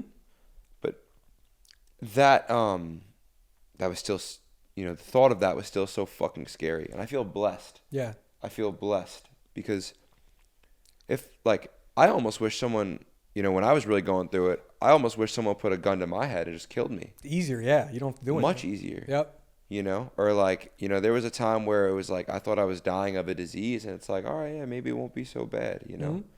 And but to take your own life, and then to try to attempt that. Yeah, it didn't work. What's Fuck. what's going on? What's going on there? It was a weird morning. I remember I was in sales. I was in Chicago, and I was working for this manufacturing company. I was in like a decent mood when I woke up, and I don't know, like 2 hours into my day, I was kind of visiting customers. I was just like, fuck this. And I remember I had the fucking feeling like every morning for years, I would take the train from Jersey to Philly to work. And every morning you go over the Delaware River. And every morning I said, can this train please fall off the tracks into the river, right? So I'll just be dead, but I don't have to do anything. My mom doesn't have to explain why her kid took suicide. It's all a tragedy, right? When you take your own life, like, that sucks for the family trying to explain. It's fucking weird for everybody. But if it's a random thing like that, it's like, okay, this is easy. I'm out, right? And there's a story, right? So I prayed for that like every day for years. So to me, like, it was just popped in my head. It's like, fuck this. And I remember I stopped at a Walgreens and I bought, I don't know if they still sell them like this, but I bought like 2 packs of sleeping pills, like a bunch of them. And you got to pop them out. So like I had time to think about this because I had to fucking pop a million of these things out. And I'm in my car. I pull into an outlet mall. I've never told this story. But I pull in this outlet mall, and I had all the pills in the cup holder. And I just wrote a couple notes, like to my little brother apologizing, to my mom apologizing, and I'm going to cry. And that was it. Then I took all the pills. I had a Pepsi, and I was smoking cigarettes. I smoked a cigarette, and I just put my seat back, like ready to die. Like, okay, let's go. And it didn't work. So I guess somebody in the store saw me sitting in there for like hours and like asked security to check on me, and the cops showed up, and all of a sudden I'm like out of it, but like I can open my eyes and shit. I remember a cop knocking at the window. Like in my head, it's like, I'm cool. Like I'll just fake the cop. Like he won't know. I went to talk, and it came out like, and the cop asked me to get out of the car, and my foot hits the ground. It was like Jello. I fall right to the fucking ground. So I guess they saw the note or something, so they took me to the mental hospital, and I spent the night there. Then in the morning, they realized I wasn't crazy enough to like need to be in a mental hospital. But to see my mom pick me up the next morning, I mean, crying her fucking eyes out. Her son, her oldest son, just tried to kill himself. Like, as a parent now, I'm going to cry. Like, if, knock on wood, if that ever happened, I mean, I don't know what I would do. Yeah. So, yeah. But that didn't end, my story didn't end there. My parents make me move in with them and make me go to therapy, which I'm not really into. And for me, until I got sober, none of this shit was going to work anyway. So I ended up getting sober at like 27. And it's the most fucking... Yeah, I never really believed in God until this moment. I'm staying in a Motel 6. And this is when people used to listen to radio stations. I'm a radio DJ. Like, I want to be the next Howard Stern. You know what I mean? But I'm some bullshit part-time DJ in Phoenix. But I would work on the weekends, and the office wasn't there. So on the weekends, I would sleep in the break room and save money and not crash on my buddy's couches, not bother anybody. So he picks me up at this Motel 6, driving me to my station. I have no car, no license, like nothing. I got this bag full of clothes, and he's asking me, just making chit chat. He's like a friendly cab driver. He's like, are you visiting? Are you from out of town? I'm like, no, I live here. He's like, oh, is your car in the shop? It's like, no, I don't have a car. And like in a minute, he sized me up. And he just looked in the rearview mirror and goes, you think your life's unmanageable? And it hit me like a bolt of lightning. Now, me, a year before that, probably even a month before that, would have been like, who the fuck are you? You know, you just lost your tip. Give me the station and shut the fuck up, you know? You know, me at 19 definitely would have said that. Me at 25 would have said that. Me probably a week before that would have said that. But for some reason, I mean, he was right. But a million people have told me that in the past. Friends, family, you know, and I never listened. For some reason, because he told me his story and he was fucking crazy. He was, shout out Bob Schumacher, you know, helped get me sober. He was an ex Hell's Angels, like biker guy running crystal meth labs. It's just crazy shit.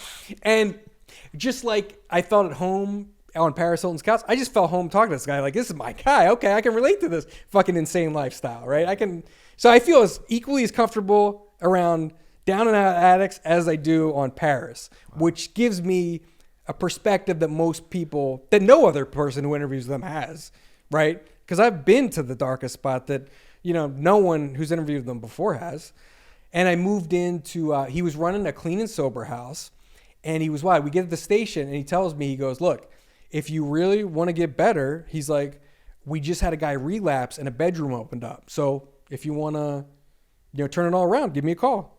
You know, you got to get sober. You got to do meetings, but, you know, we don't set your schedule. You can, like, live and have your own bedroom and shit. I'm like, all right. So I thought about it that weekend, and then I went and saw him that Monday, and that was July 27th, 2005. I've been sober, you know, since then, you know, by the grace of God, and, you know, still do the deal. But until I got sober, I couldn't begin to tackle the mental health shit, you know? So, I don't know. I don't know if we're out of time. Yeah, this is a long one. No. I mean, no, we're good. I don't know if we're allowed to speak about this, but Go ahead. you get diagnosed.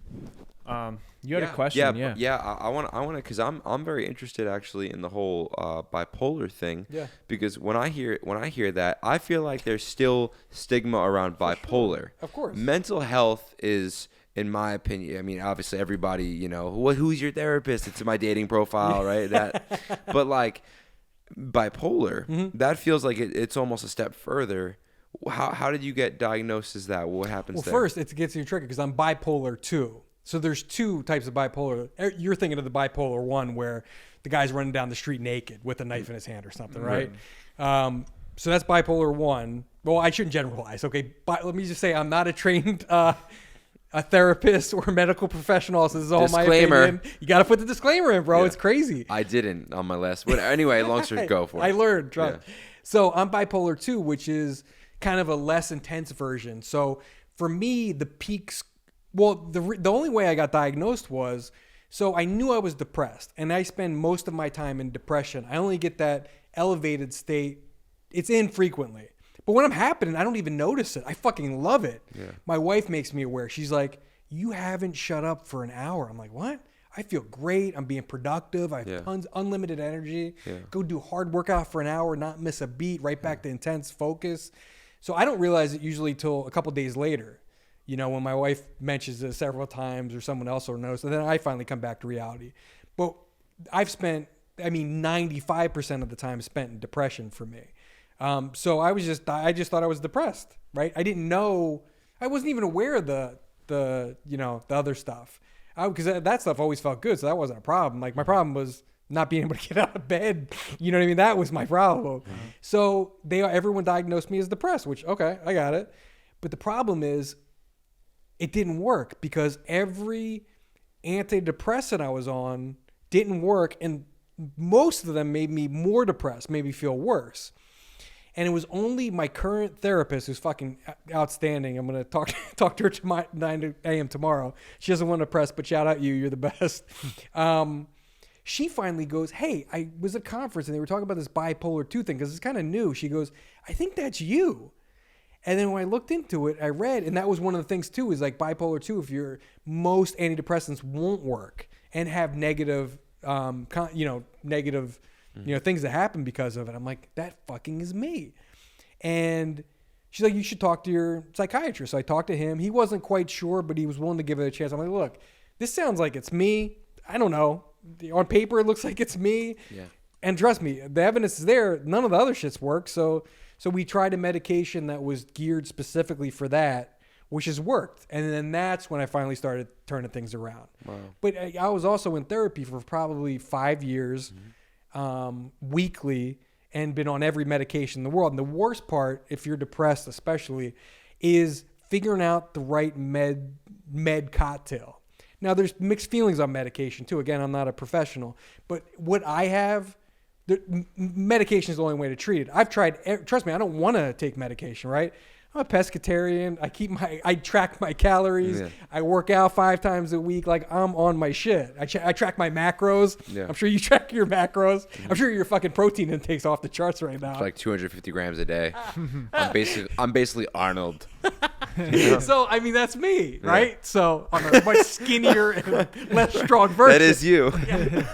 I get confused with Arnold a lot. No, but I mean tracking my protein and shit. Right. Yeah, obviously not the physique you guys have. So for me to take medication is like, what the fuck? Like, I'm meditating every day. Like, I tried all the natural stuff, and exercise does help a lot, but it didn't solve it. So the worst part was experimenting with medications. Like, when you first go in for depression, if you're new and you're finally seeing somebody about it, what sucks is, for me, I don't want to bump you out, but for me, it took years till they got it right. So hopefully that doesn't happen with you. Hopefully it's a quick turnaround, but that's not my story at all. Like, 5 years of just, especially in the winter, just dark. Being sober helped, but then I was kind of exposed to everything. When I was all fucked up, I didn't notice that there were months that I was dark because I was just fucking high and drunk all the time, right? So I knew I was high and drunk, but I didn't realize what was going on underneath. When you're sober, there's no hiding from yourself. Like, you're there. You feel everything. You notice everything, right? So it was fucking hard, but thank God I showed up every week, went to therapy most weeks. Some weeks I was too depressed to even talk and I'd cancel. But mostly I went every week, and it was like a grind for me. It was like you were talking about your grind with videography, or Gary Vee making wine videos for 5 years. To me, success in anything is rarely happens overnight, right? I mean, there's one person that they go viral and they make a career out of it, and that the rest is history, right? But that's not true for 99.9% of people, whether it's their career too, right? They want to be the best accountant, and then they look, and they're actually the management side of things more than they get into consulting. You know what I mean? They don't end up where they started at all. Yeah. Totally different place, unrelated. And to me, that's how therapy was too. I just had to grind at it, which sucks. But it was a grind. I mean, there's no other way in my case to describe how it was. And what did they say? You going to therapy all this time. I mean, what was the cause? I'm just medically different, right? That my brain doesn't work like normal brains work, right? Or whatever normal is. Right. My brain. So it wasn't needs like help. a single event or anything like that? No, not at all. Like, my parents are still together. Yeah. I grew up upper middle class in the suburbs. Like, no traumatic event or anything. Wow. It was just something I started getting it like when I was 17, and that was it. Not because of anything, So it's just like an event, chemical imbalance or something like that? Yeah, I remember like junior in high school, and things were going fine. Not my grades, but everything was fine, and I was having fun. But yeah, I'd come home at 3:00 from school and sleep till dinner time. And I just thought I was always tired. I didn't know. And I dropped like 25 pounds, and I'm naturally not that big to begin with. Right. So I was like, I'm 6 foot. I was like 165. Yeah. Which is fucking skinny for me. Yeah. And like, I don't know. I remember like my friend's mom, was the first time I was aware of it. She's like, Tom, you lost weight. Like, I was like, what? I have? And I went on the scale. I'm like, oh, I guess I did. I'm like, that's weird. Like, there was no like, I should look into the cause of things, or like that may be an issue. And you guys, it's different now, because like, if you're in your 20s, like, you grew up hearing about therapy and depression and self-care, right? I laugh at self-care, right? Yeah. I'm 45. No one was talking about self-care. From New Jersey. I'm from New Jersey. Fucking self-care. Yeah. Go to work. Shut up. Right? That was the motto of my town. Shut up and go to work, right? That was basically it. Self-care. Are you kidding me? But it's the norm now. So I'm much happier for young people now that there's kind of, it's not taboo to talk about anymore. It's not a big deal. Yeah. I think that's what's so powerful about, I think, our podcast and then other platforms that you see that are raising more awareness to this, because it's very deceiving, social media and looking on the internet. Like, people can go to your page.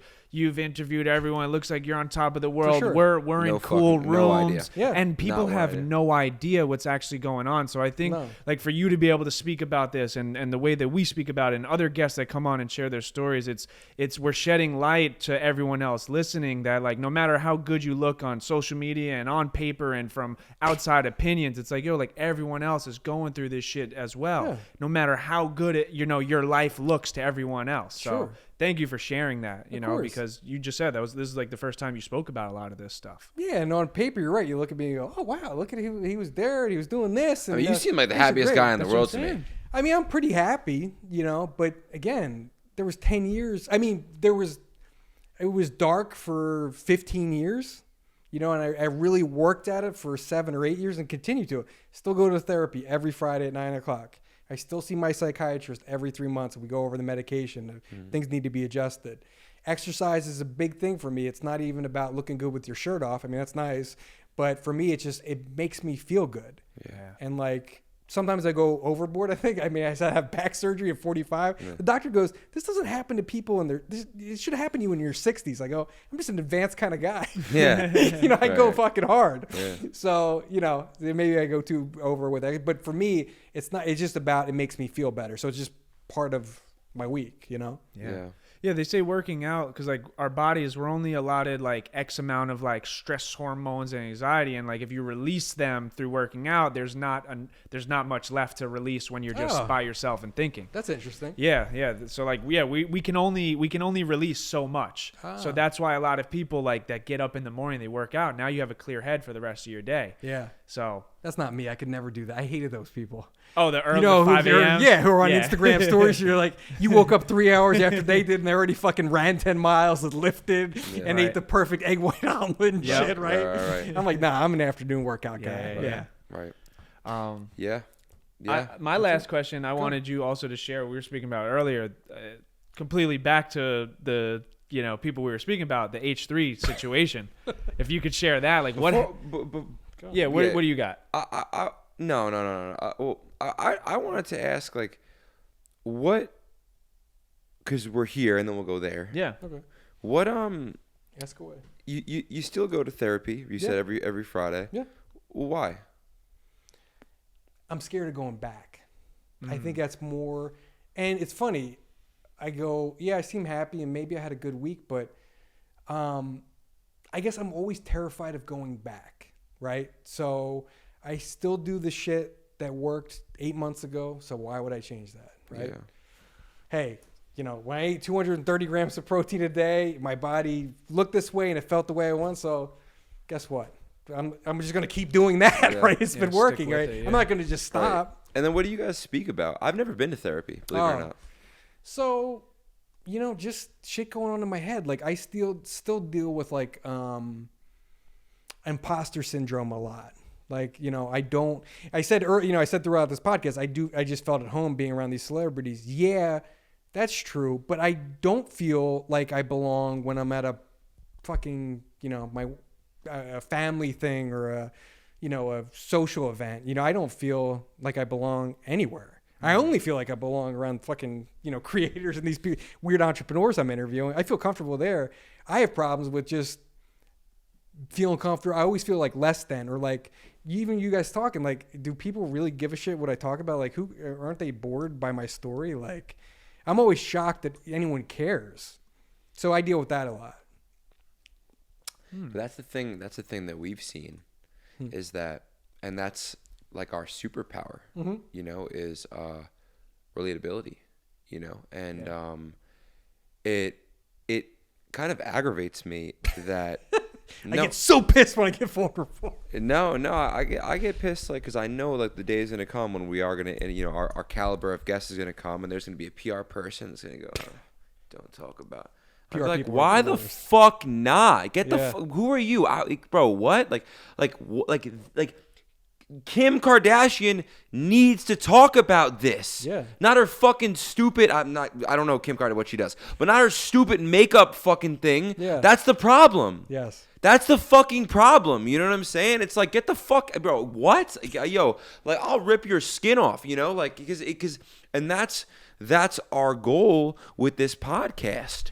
You know, That's our fucking why, is like, all right, we're cool, we're fucking influencers, I've achieved this, I've done that, I've dated Kendall Jenner, this, that. What's really going on? And I don't want, and the amount of times my mind tells me to do some fucking weird shit. What is that? Yeah. What's going on in here?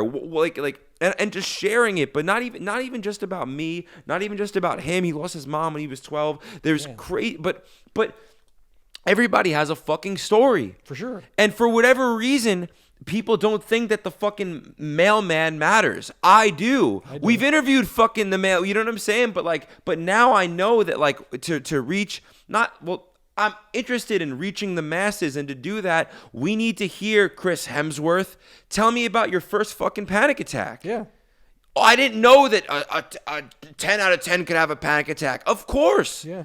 Those are the people most affected by this shit. How much fucking celebrities,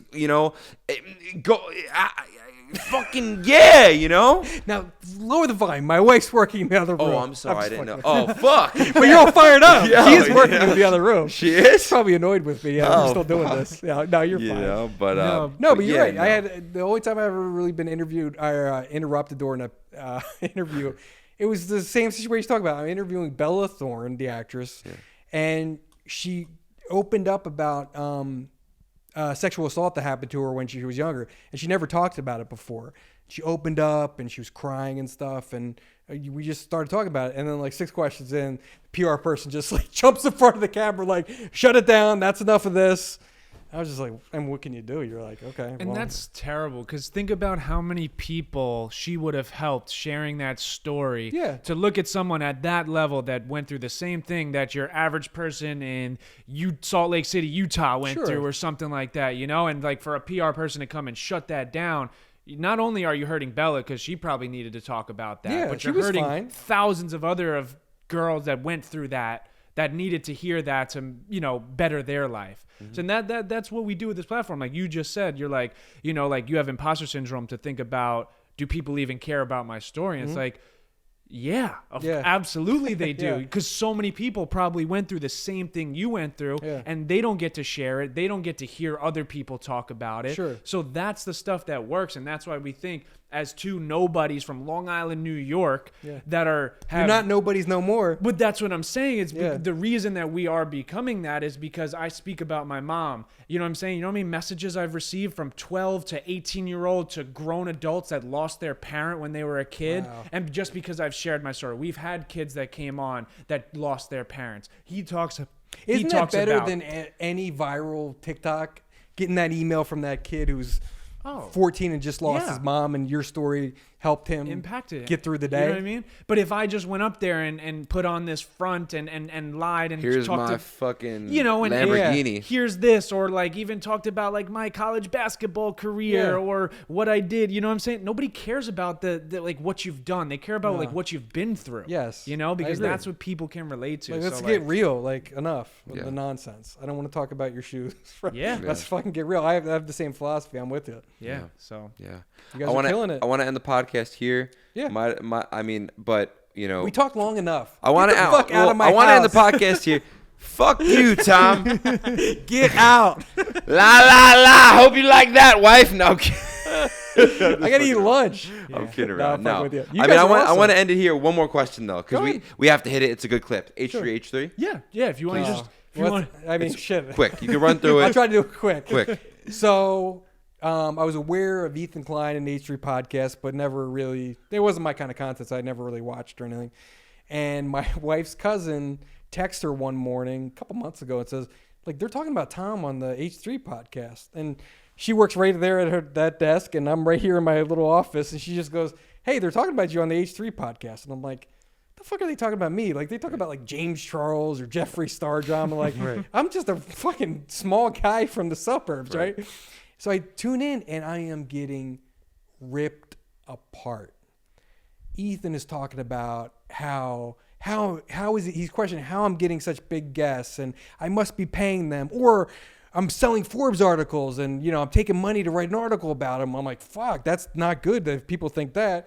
And then he's making fun of me because it's like, well, the worst part is this dude gets great guests, and his views are fucking horrible, and he's pulling up examples of it, and looking at the views, and I can only last for like 45 seconds, man. I was shook.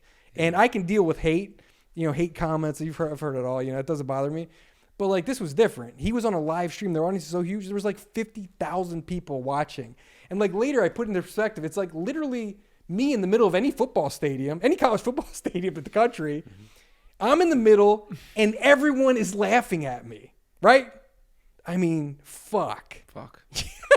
So I went from like being sad to like being pissed off because it's like, dude, I don't want people to think I fucking accept money for, sports. I barely even make any money on it, And I fucking spent all this time. It's like a losing proposition. Yeah. So I'm like, your wife's cousin, I was going to tweet at him and explain myself. But then his wife's cousin started texting me. She's a big fan of the podcast. She's like, no, you got to go on. She's like, no, don't blow it. I go, what are you talking about? Why would I want to go on? She's like, because 50,000 people are watching. Like, you have to. Yeah. I was like, fuck, I didn't want to. I was like scared because like I'm not a drama guy. Ethan will rip me apart if I try to go down that road. Like, this ain't my arena at all, right? So I'm uncomfortable. So I went on. I was like, fuck this. So I tweeted him. I said, hey, I'd be happy to explain myself. Like, let me on the show.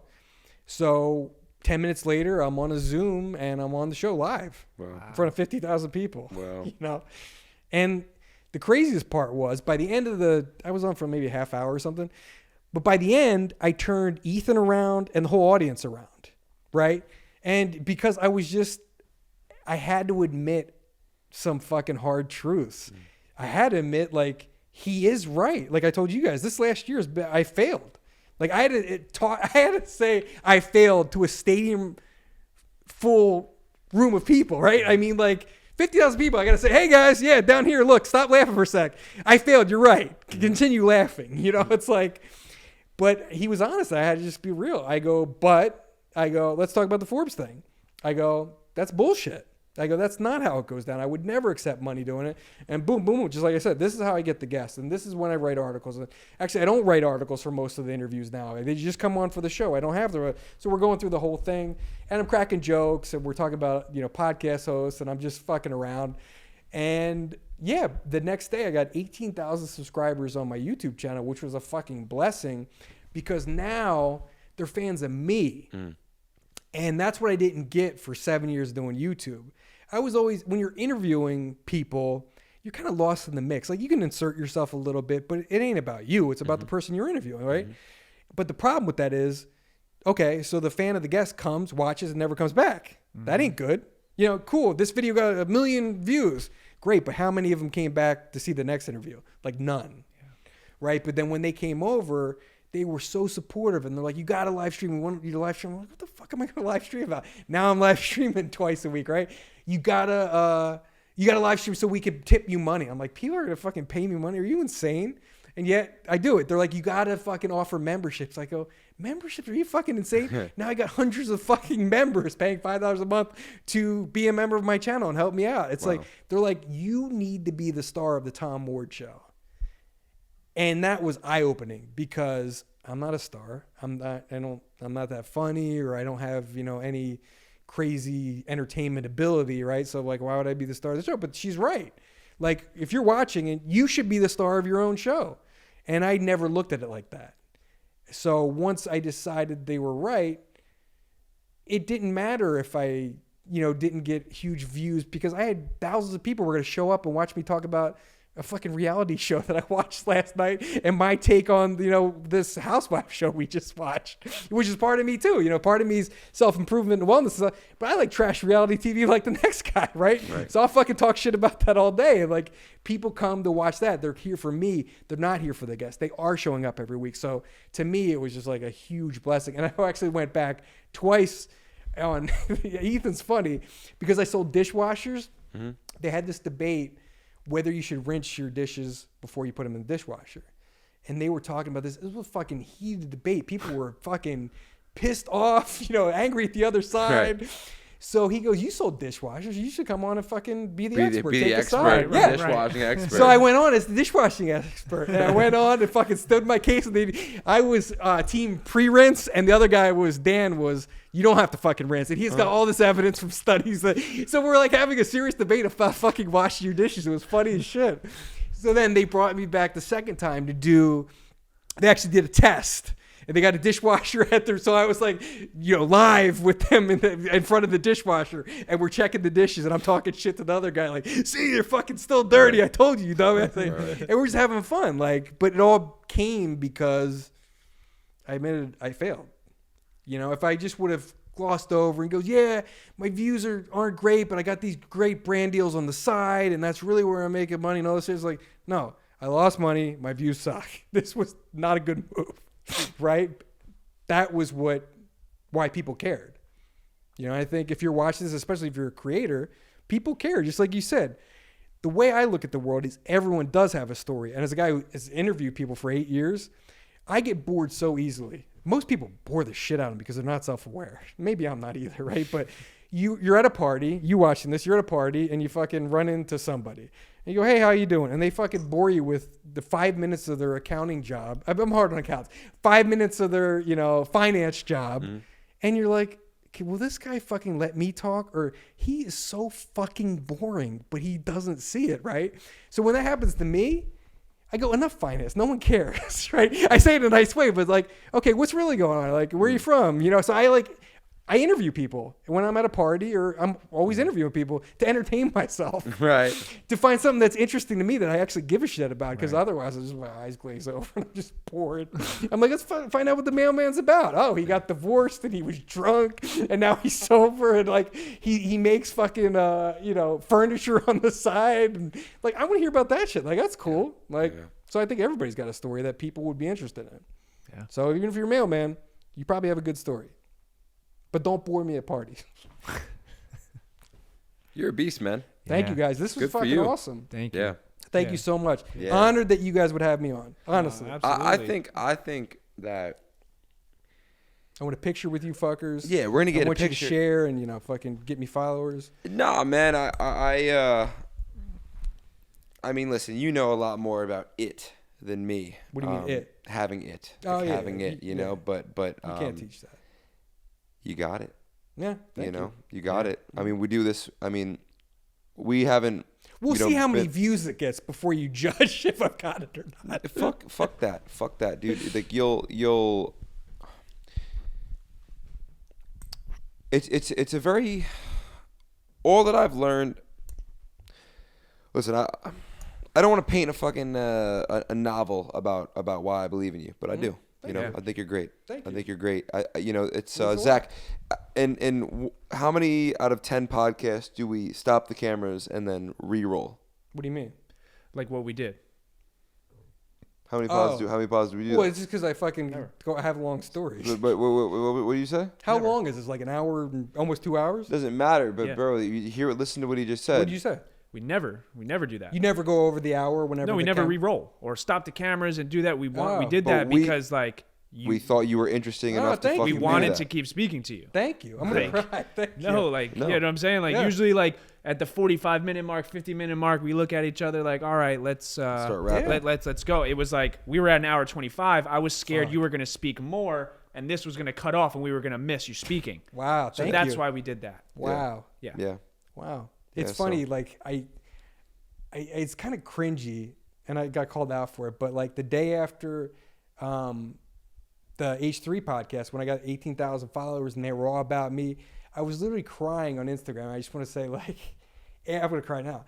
After going after for like 7-8 years and having no success, views are up and down, content's tough. Some years you make good money, some years you don't. But to basically be at it for 7 or 8 years and really not have any success. Yeah, sure, I met some famous people, but am I living in a mansion? No. Did I sell dishwashers for 7 of those years? Yes. So in my opinion, that's not a success story. If I was successful, I wouldn't have to sell dishwashers, right? So, but to me, to have those people like believe in me meant the world. I was crying. I'm going to cry now. Like it makes a difference for sure. When you say it, or somebody who's on my live stream tonight says it, like, we believe in you, it sounds silly, because I should care more about if my wife believes in me, which I do. I weigh that way more, of course. But to have other creators and, an audience tell you, like, thousands of people, fucking meant everything, Yeah. Like Gary Vee said, too. He's like, when he was talking about how wine TV, no one gave a fuck for 5 years, he goes, you know what kept me going? It's that fucking nice comment. And, you know, the video got 12 views, but there was a nice comment in there. Yeah. Said they liked what I was doing. Like, that shit matters. That's why I reached out to you guys when I saw you on Instagram. I'm like, I like what these guys are doing. I just want to say hi and, like, say, I like what you're doing. And look at you now. Yeah. You're rich and famous. Minus the rich. But yeah, bro. Yeah, you just sometimes you really need like someone to believe in you more than you believe in yourself. For sure. And that goes a long way. Yep. Well, thank you guys. Yeah. Like, comment, subscribe. Evermore, shout out, and yeah, and then go check out the Tom Ward Show. Yeah. Yeah, we'll link everything in the description. because and, we can't get guests on. If you want to hear cool guest stories, go to the the Tom Tom Ward Ward Show. Show. Thanks, guys. Good.